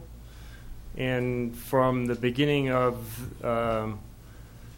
your efforts to renew a franchise agreement with a new purveyor, the Business Council has been suggesting a few ideas,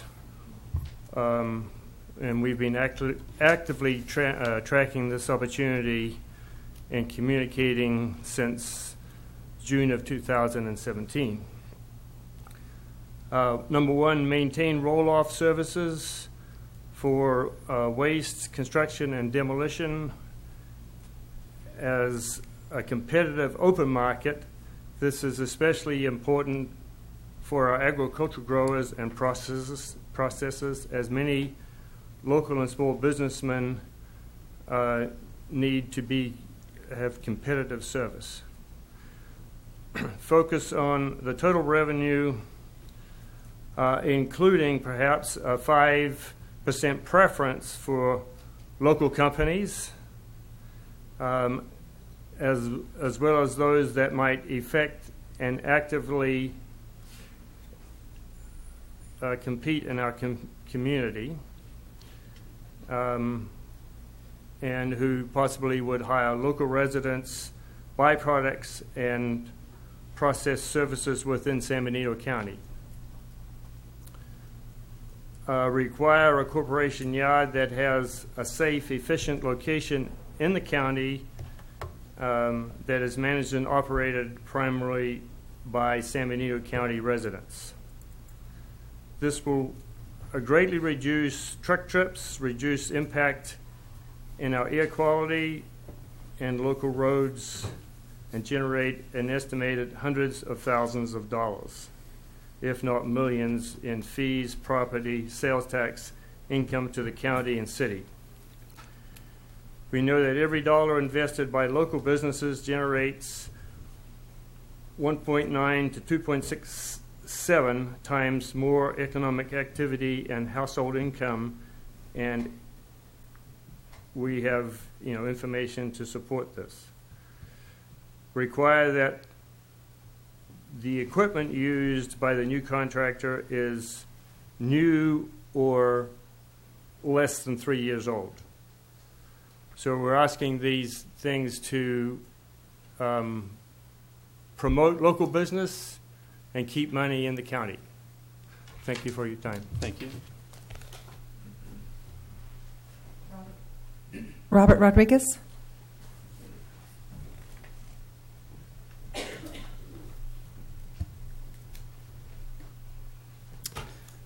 Good evening, Mayor. Good evening, council members. Good evening, Vice Mayor. My name is Robert Rodriguez. As you may know, I've been standing in front of you for quite a few meetings already. So I've stood in front of you guys quite a few times, and I'm asking, that you guys really consider choosing a local business. And I ask you this: we're all three of us are very close on our proposals, and just the advantages of a local business. I know there's been concerns with some of the drivers that they're worried about not having a job, but that's not true. We would retain all these drivers. Just the tax benefits that would be generating in our community, and the benefits of we deal locally already, and the money that can be generated by building a new facility in our community and by purchasing the vehicles in our community, all the tax benefits, there's just so much that can be generated for our community that we are striving for to gain.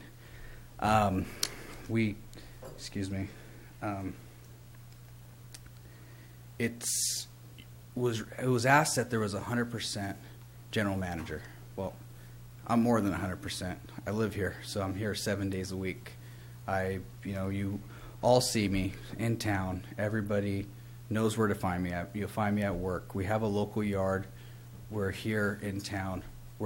I know the concern as well is nobody likes change. And I know Recology has done a great job, but nobody likes change, and it came up for proposal for a reason. We wanted somebody. The council and the county was looking for something, and I am here standing in front of you as a local business, and we just need to strive to take care of our own. We need to build our local economy, and only one way to do that is by supporting our local businesses, and as well as, I brought in a team that is very experienced, and they will not let this fail. They have proven track record in their own communities.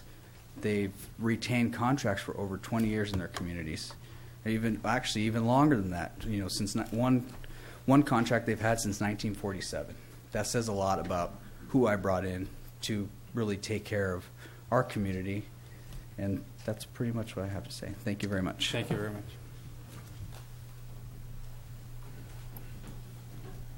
Andrea Stevenson.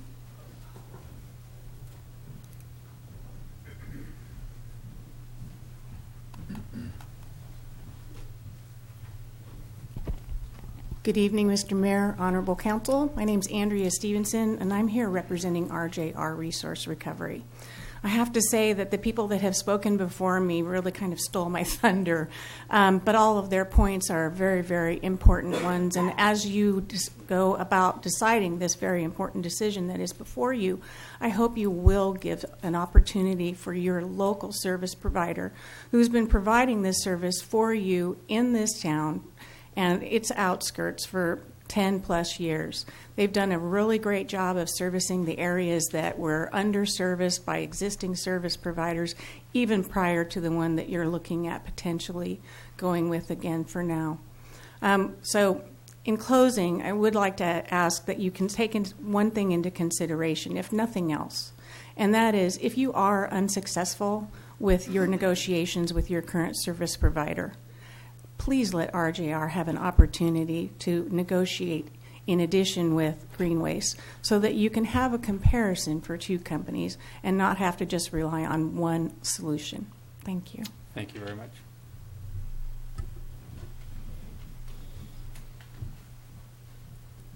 Carlos Vargas.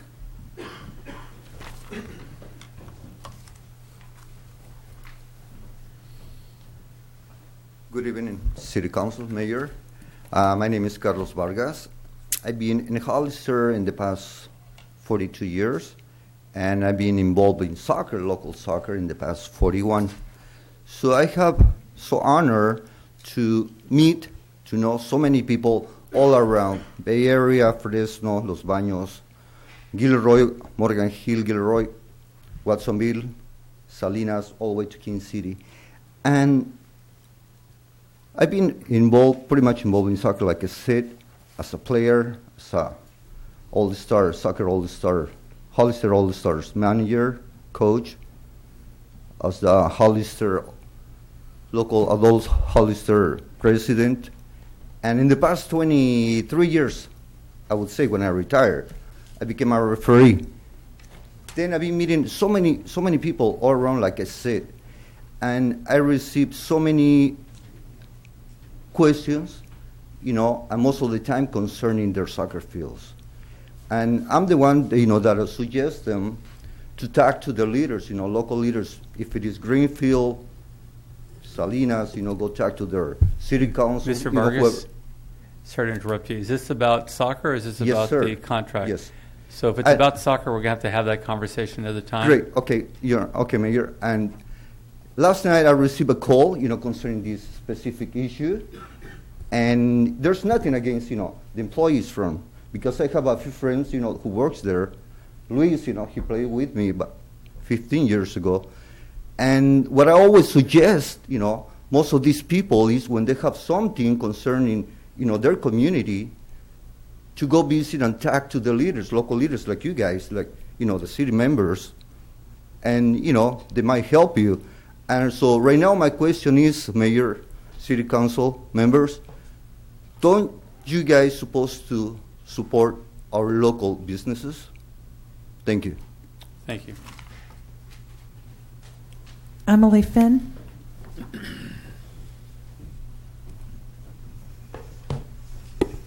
Good evening, Mr. Mayor, members of the council. My name is Emily Finn here with Green Waste Recovery. First and foremost, I wanted to thank the JPA for allowing us the opportunity to go out to bid. We're a locally owned and operated company, family owned, out of San Jose, and have been servicing the area for a couple of decades, actually. And today what I'm here to ask for is something a little bit different than the resolution that you have in front of you. Green Waste Recovery was actually the highest ranked by the evaluation team. And that evaluation team was a dynamic team that was looking at a number of different facets. And our company came back highest recommended. So we don't see the connection between being the highest evaluation company and not receiving the recommendation. We know that Recology has done an excellent job over the years, and we know that our JR would do an excellent job as well, and that's one of the challenges that you have before you is you have three very good companies. What we see, though, is that we got the highest evaluation, and as the staff report says, Recology has been asked to actually kind of match our bid. So the things that we outranked Recology on in the evaluation, Recology has been asked to rectify those components, namely that Recology put together a more comprehensive diversion plan. Green Waste already had that diversion plan in place. The request for additional coordinators in the first year of the contract, and that was something that Green Waste already had in place. Implement additional operation changes to reduce the carbon footprint of the operation, also something Green Waste already had in place. And also modifying the commercial rates, which are significantly higher than Green Waste's, so that they can reduce the subsidy of the commercial sector to the residential sector that's keeping the residential rates lower. Moving forward, the biggest question that we have for you, if you proceed with sole source negotiations with Recology, how do you know whether or not these criteria are actually going to be met? Are there qualitative or are there only subjective criteria? So what does it mean for Recology to reduce the commercial rates? If they reduce those rates by 1%, is that sufficient? If the carbon footprint only shrinks by 1%, is that sufficient? So what we don't see is some sort of a criteria that would determine, yes, the negotiations are successful, or no, they aren't. Because it's a JPA, whatever you do tonight is either going to facilitate opportunity from the other two agencies, or it's going to restrict their ability to look at other opportunities. We are here tonight to encourage you to go into not subsequent, but a coordinated and a concurrent negotiation process with Green Waste Recovery as well as with Recology. It expedites the process. It gets both companies to come to the table and give you their absolute best, and gives you guys the option to move forward with an informed decision. Thank you very much. Phil Cucci.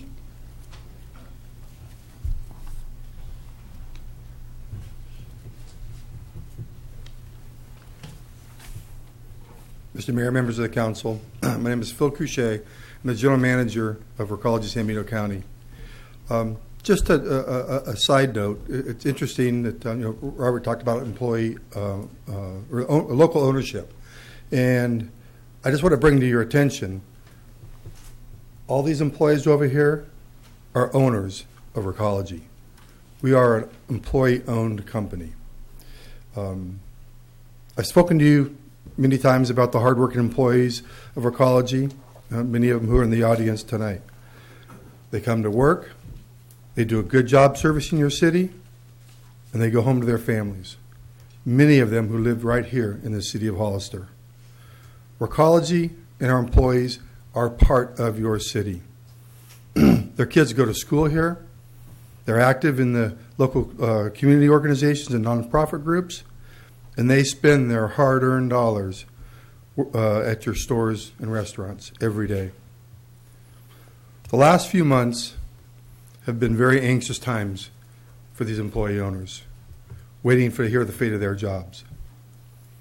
We are pleased to see that the recommendations of the selection committee is to recommend Recology. When this process started a year or two ago, we heard you say that your goal was to make sure you got a fair price and a good deal.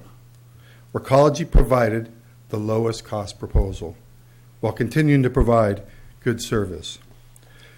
We look forward to implementing the new services outlined in the agreement and meeting the diversion goals of the regional agency. You can count on us to continue to provide you with good service, and you can also count on us to remain committed to the community. Thank you. Thank you very much. Elias Salinas.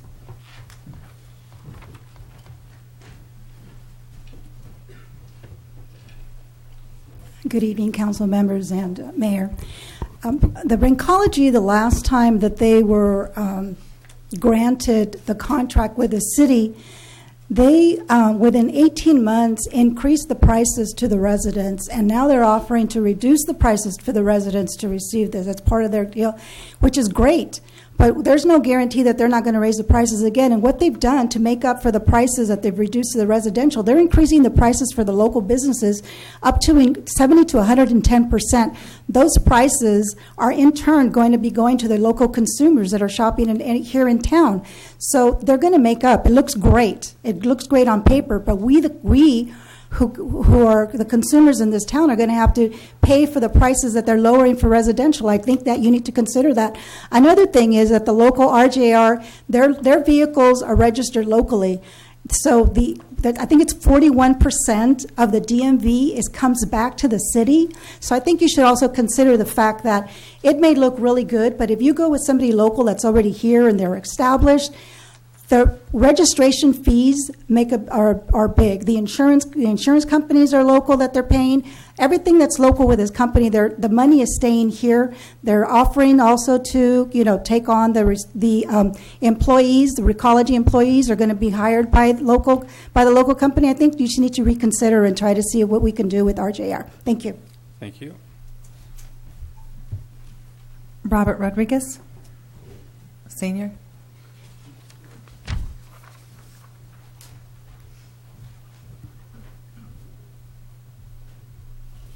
Good evening, Mayor, Councilman, Councilwoman. Well, I'm Robert Rodriguez Jr., Senior, RJR.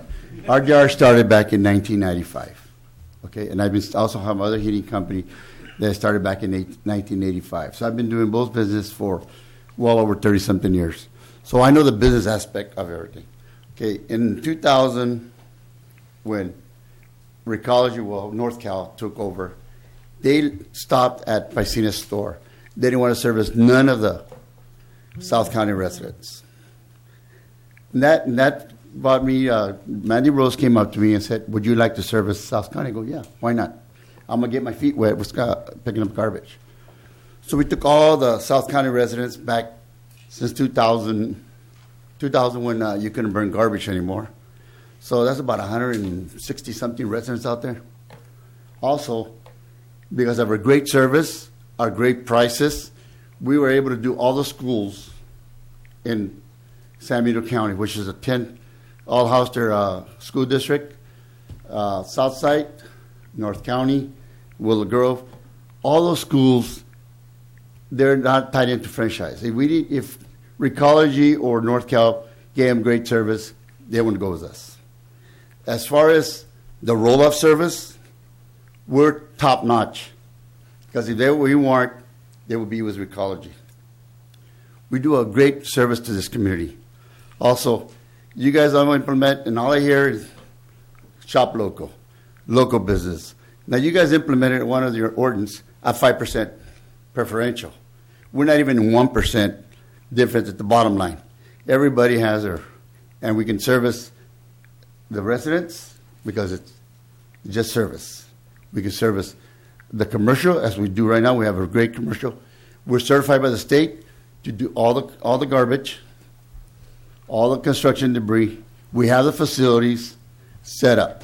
So, you know, what gets me mad as being also in a little bit in politics is here we are preaching, do local, keep local.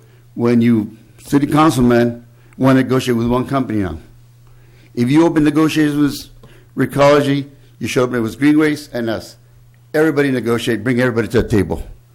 Because I know that we can service it, because I've been servicing the garbage since 2000 for the schools and for the South County residents.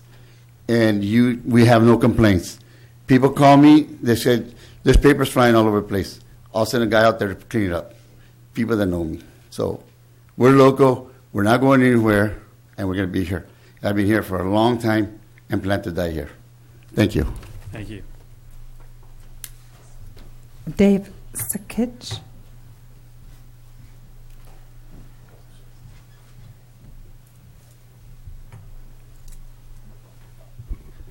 Good evening, Mayor and City Council. My name is Dave Sikich. I'm President and CEO of Atlas out of Sacramento, and is the second leg of the stool, if you will, for resource recovery, or RJR resource recovery.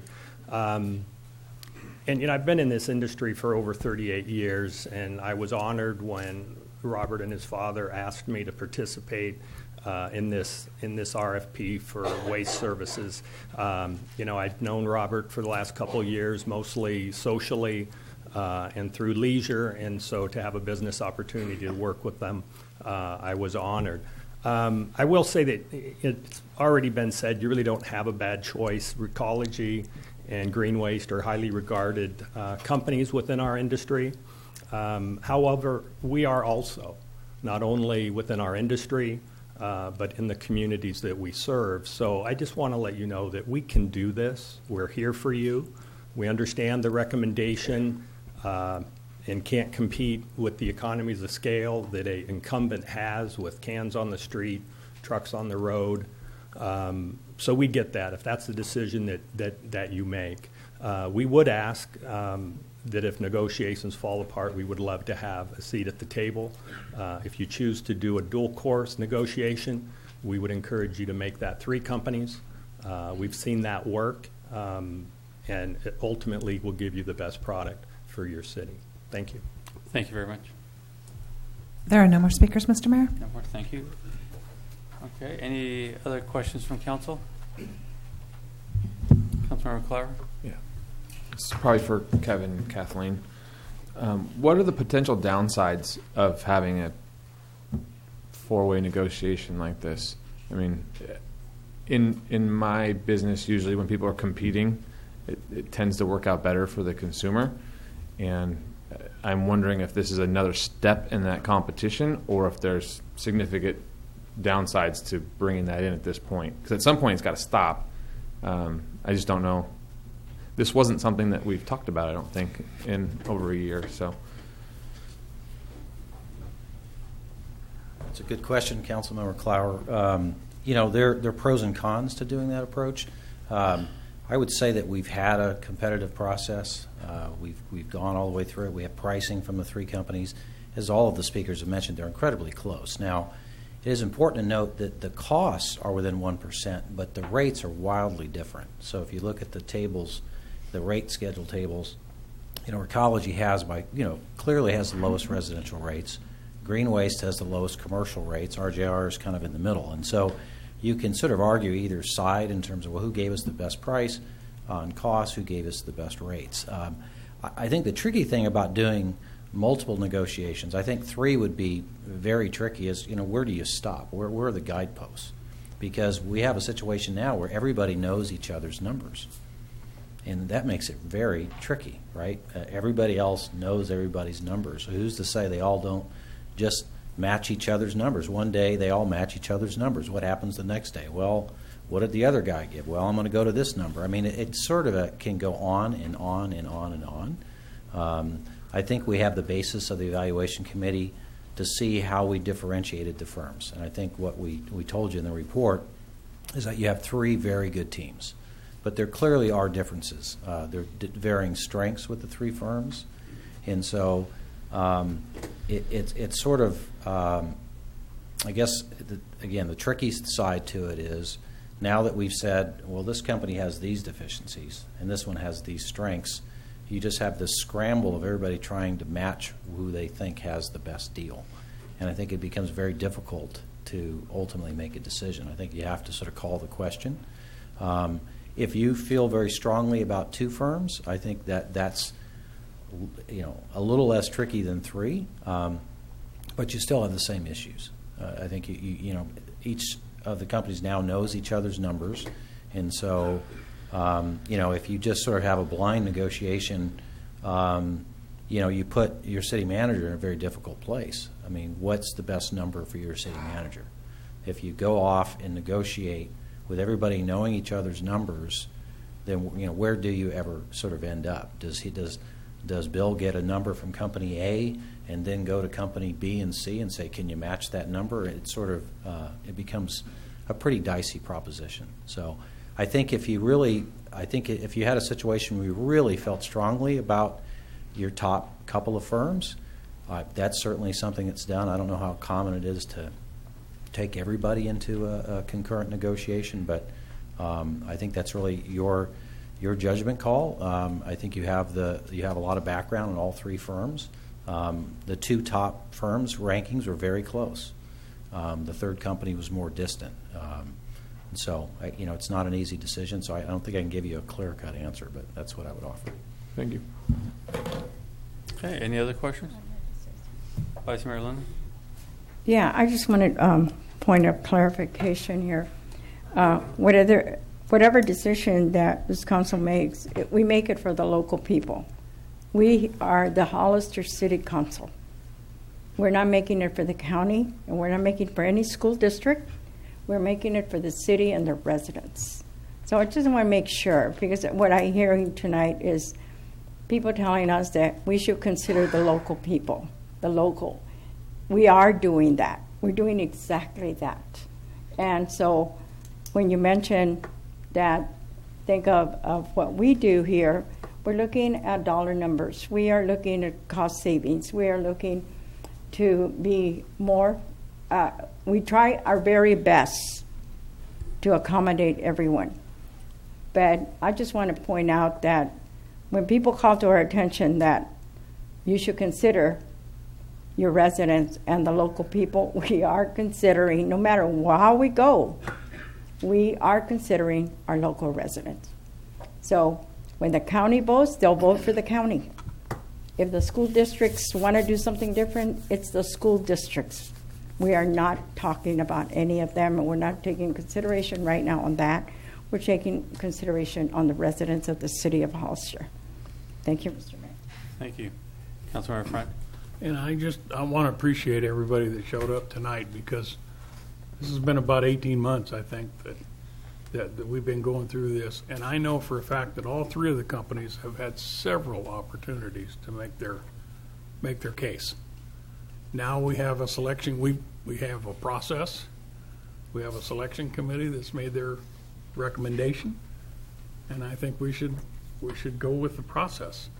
If the process fails, the negotiation fail, I agree that we need a backup plan, and I personally would rather see RJR second place, but I'm not on the selection committee. They made their decision.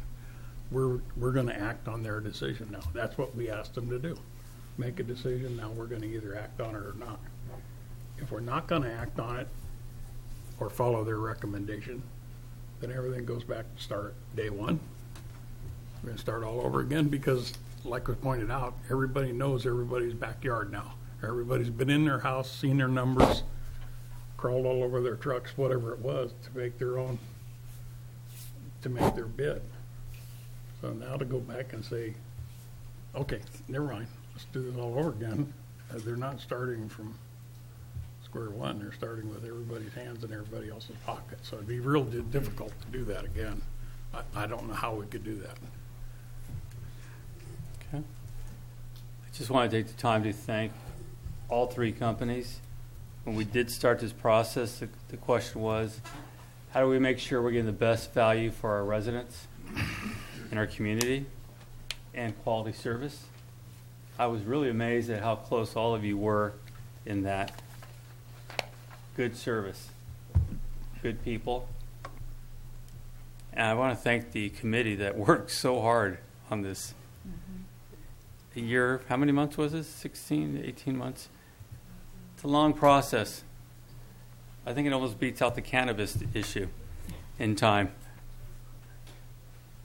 But a decision has to be made. And we have to make sure we're making the best decision for the community. And with that, I'm going to ask the council if there's a motion. I'd like to make a motion that we adopt resolution, I'm sorry. 2018. 2018. 2018-98? 98. Okay, there's a motion. Second. Motion is second. All in favor? Aye. Aye. Motion carries. Thank you, everyone. We'll take a couple-minute break here. Yeah.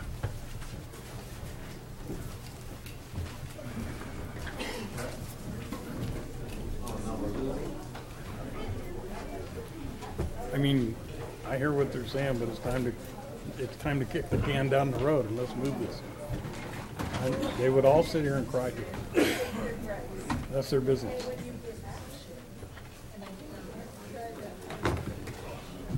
We're on a break, Mr. Mayor? Yeah, we're taking a couple minutes. You have so many comments. Oh, I had two tonight, but it was the same thing. I had two tonight, but it was the same thing. I got a business, Mickey. I'm a businessman. That's what happens. Hi, Sergio. Bien, ¿cómo estás? Ocupada.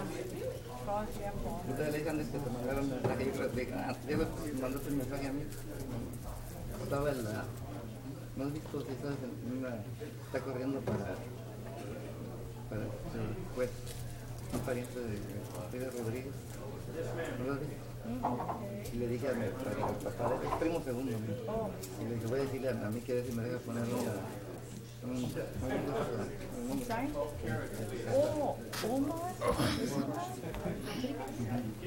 a ir a la junta de Lima.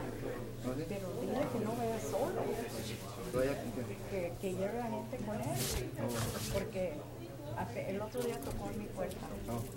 Y en la puerta de Vicente habló con él. Pero yo no lo conocía. Y pues ahora lo sabes, su papá me fue a la casa. Que no entiende, no es primera vez. No, le ponemos los muchachos, la juventud de Lula. Es lo que le dije. Nomás tiene que decir que es primo de Andrés. Sí, lo voy a decir. Yo le dije. Pero, Día 12 de mayo. Ahí en el señor Vicente. Le voy a decir a Andrés que le mande un correo o algo para el... I know. I'm I'm hungry too.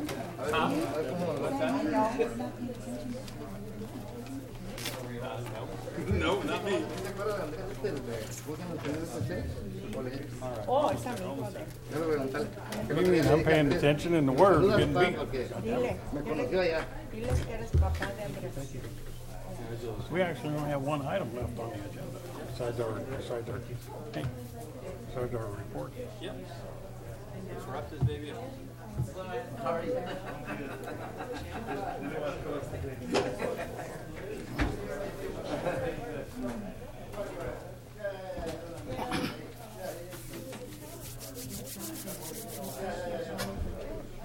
Let's go. halftime. Let's go. Let's go. It's almost over. Nobody has any reports, right? Nothing. Huh? There you go. All right, this time we're going to resume the meeting. We'll move to item G1, reports from city council members. Councilmember Clower. We were supposed to have an intergovernmental meeting, I think 2 weeks ago, but we didn't have a quorum, so it was canceled, which was unfortunate because we recently changed the meeting schedule to every other month. So now we are going 4 months without an intergovernmental meeting. So just hopefully next time, if we know ahead of time that people can't make it, if they can call their alternates, that would be great, so we can get some stuff done. Councilmember Friend. No reports. My fire committee meeting was postponed. Vice Mayor Luna. Yes, I attended AMBAG meeting on 4/11 in Marina, and that's my report. Councilmember Gilliam. Mr. Mayor and I attended COG. We had a COG meeting to go over the polling results for a 1% sales tax measure to support the widening of Highway 25, as well as local county roads and city and San Juan Bautista road repair. And I would say that the polling results were very positive. If the other council members have not seen that yet, and it's worth you guys taking a look. I have the report. I could forward it over to the city manager or their clerk. It was a presentation that was given, and perhaps we can all take a look at it that way so you guys all have access to it. And we have another COG meeting this Thursday, which I believe we'll be discussing sales tax measure again this week. Thank you. And I think what we're going to do is ask the council to receive the report from COG to look at the numbers, have them do a presentation. May 7th. That's a good idea. Yeah, sooner. Yeah, May 7th meeting would be the best way to do it. Also want to report I've been meeting with the homeless committee regarding the homeless shelter and the need for actually more space. The shelter's been full. All the beds are taken, and we need more space. County is looking at different ways that are different options, and we have another meeting tomorrow, Councilmember Friend and I, with that committee, doing some research on what Yuba County did in their area to get the people off the streets and into facilities. And part of what we are doing here is making that all work together by enforcing the rules. And we have to remember that the rules have to be enforced so we can get a resolution to this and not just accept the behavior from the past. But by working as partners with the county, a lot of progress has been made. So I want to thank the county and everybody else that's involved with the homeless issue. We're going to go to informational reports from City Council. Councilmember Clower. Yeah, I'm going to ask that I can take a couple minutes of your time here. This is a flyer from Hazel Hawkins Hospital. I'm going to read the whole thing, and then I'll give you a quick little breakdown of kind of what's going on. It says, join us for a town hall meeting, Hazel Hawkins Hospital updates. As with any business, the healthcare industry is constantly changing. Come find out how those changes affect your local hospital and how Samuel Healthcare District is planning for the future. Town hall meetings will be held on Wednesday, April 8th, 7 p.m., Thursday, May 3rd, 7 p.m., at Hazel Hawkins Memorial Hospital Great Room in the second floor of the Support Services Building. That's the building in the back behind the Women's Center at 911 Sunset Drive. There's some big changes going on at the hospital and in the healthcare district. The number of beds per night have gone down precipitously over the last few years, but really big drop in the last year. I think it's from like 19 people on average staying overnight to 16, and it's causing some pretty big issues budget-wise for the healthcare district. And in the last couple months, the Board of Trustees has gone out and kind of done a request for proposals to other healthcare districts, private hospital systems, and other public hospital systems. I've attended a couple meetings as the president of the hospital foundation, and there's probably been 15, 20, maybe 25 people there for those meetings, and now they're kind of going public with it. They sent out the request for proposal to 9 different groups. They don't have any actual proposals back yet. I think the deadline is May 1st. So it's a pretty big deal because the hospital's hurting very badly budget-wise. And a lot of it has to do with the procedures going to outpatient as opposed to inpatient. And the numbers don't look like they're going the right direction.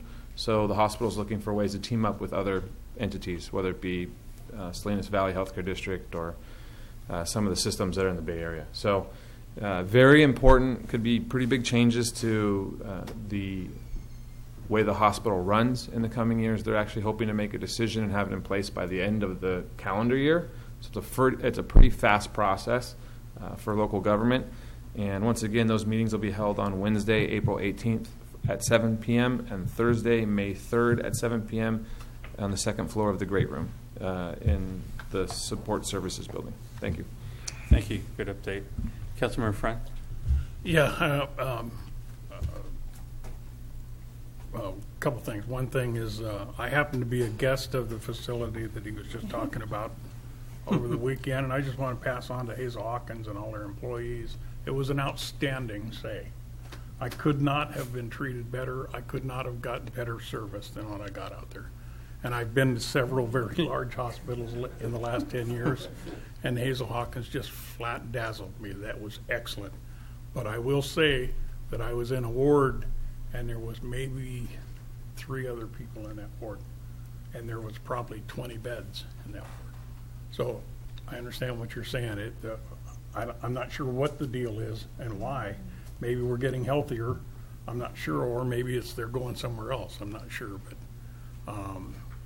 it would be a shame to see that thing go away because they have gone a long ways to bring the care up to where it is excellent.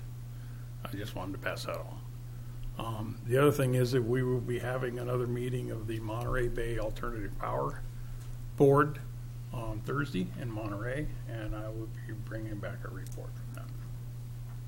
That's it. Thank you. Vice Mayor Luna? Yes, well, I did have the opportunity to go visit Council Member Friend when he was there. It just so happened that my brother was also in the hospital intensive care. I will be attending the Area Agency on Aging on Wednesday, April 18th. That's going to be in Capitola. I wanted to just mention that on the Area Agency of Aging, there seems to be a lot of important issues coming up with the elders in the elderly community.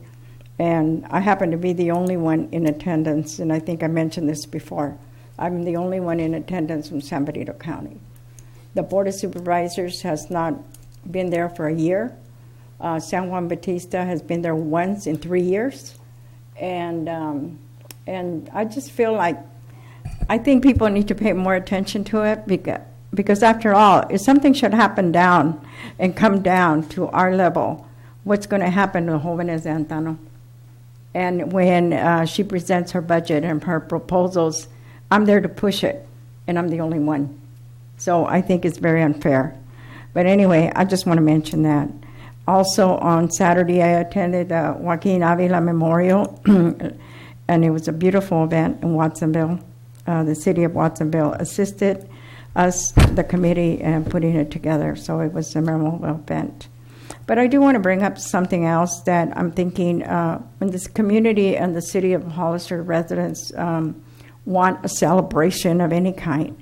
I think everybody in the city forgets that this city was established many years ago, and we should come together to celebrate the city of Hollister.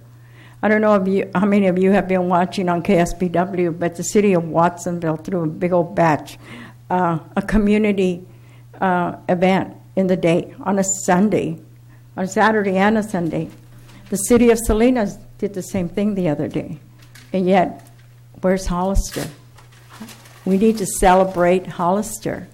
And so it doesn't matter how many agencies we work with, but you know what, as city council members, I really feel that maybe if anybody's out there and is interested really in celebrating our community and our residents and our city, we have a lot of history here.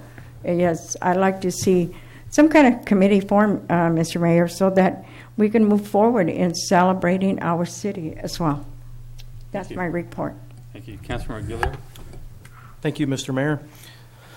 Councilmember Clower, is there a meeting tomorrow night? I have it on my calendar for the hospital. Did you mention the one for tomorrow night? I believe there's an open house tomorrow night at 7 p.m. I didn't hear your dates, but I didn't think I heard you mention that one. I have it April 18th at 7 p.m. and May 3rd also. So I believe there's a town hall tomorrow night worth looking into. I've just started learning about the hospital issues that Councilmember Clower was discussing, and frankly, the situation is pretty dire, the budget situation. It might be a special Board of Trustees meeting. They called it a town hall meeting, but either way, it's just worth looking into. I just in case. I'm sorry, Councilmember Gilliard, that's what entity? So it's a town hall meeting for the hospital. I have it on my calendar for 7 p.m. April 18th and 7 p.m. May 3rd. But I'll confirm those dates perhaps and get back to you to make sure. I think it is really important that we all get out there and listen to what's happening and support our hospital because we need it, frankly. Downtown spring cleanup at the Hollister Downtown Association is this Saturday morning. I believe meeting at 8:30 in the morning, and Rotary's kicking in to help out with that. And anybody is in the community is welcome to come down for that as well. The question I had for the city manager was the PIO. We've been kind of kicking this around, talking about it for quite a while. I think last time we brought it up seriously when it was on the agenda, we all kind of had a consensus to look at perhaps doing a consultant type of configuration as opposed to a full-time staff member or a part-time staff member, kind of a 1099 type employee. So if everybody's kind of nodding their head yes up here, I don't know if they are or not, I'm not saying that we want to still look at that. I would like to see if we can look at that and perhaps build it into our upcoming budget cycle, if that's the appropriate time to do that.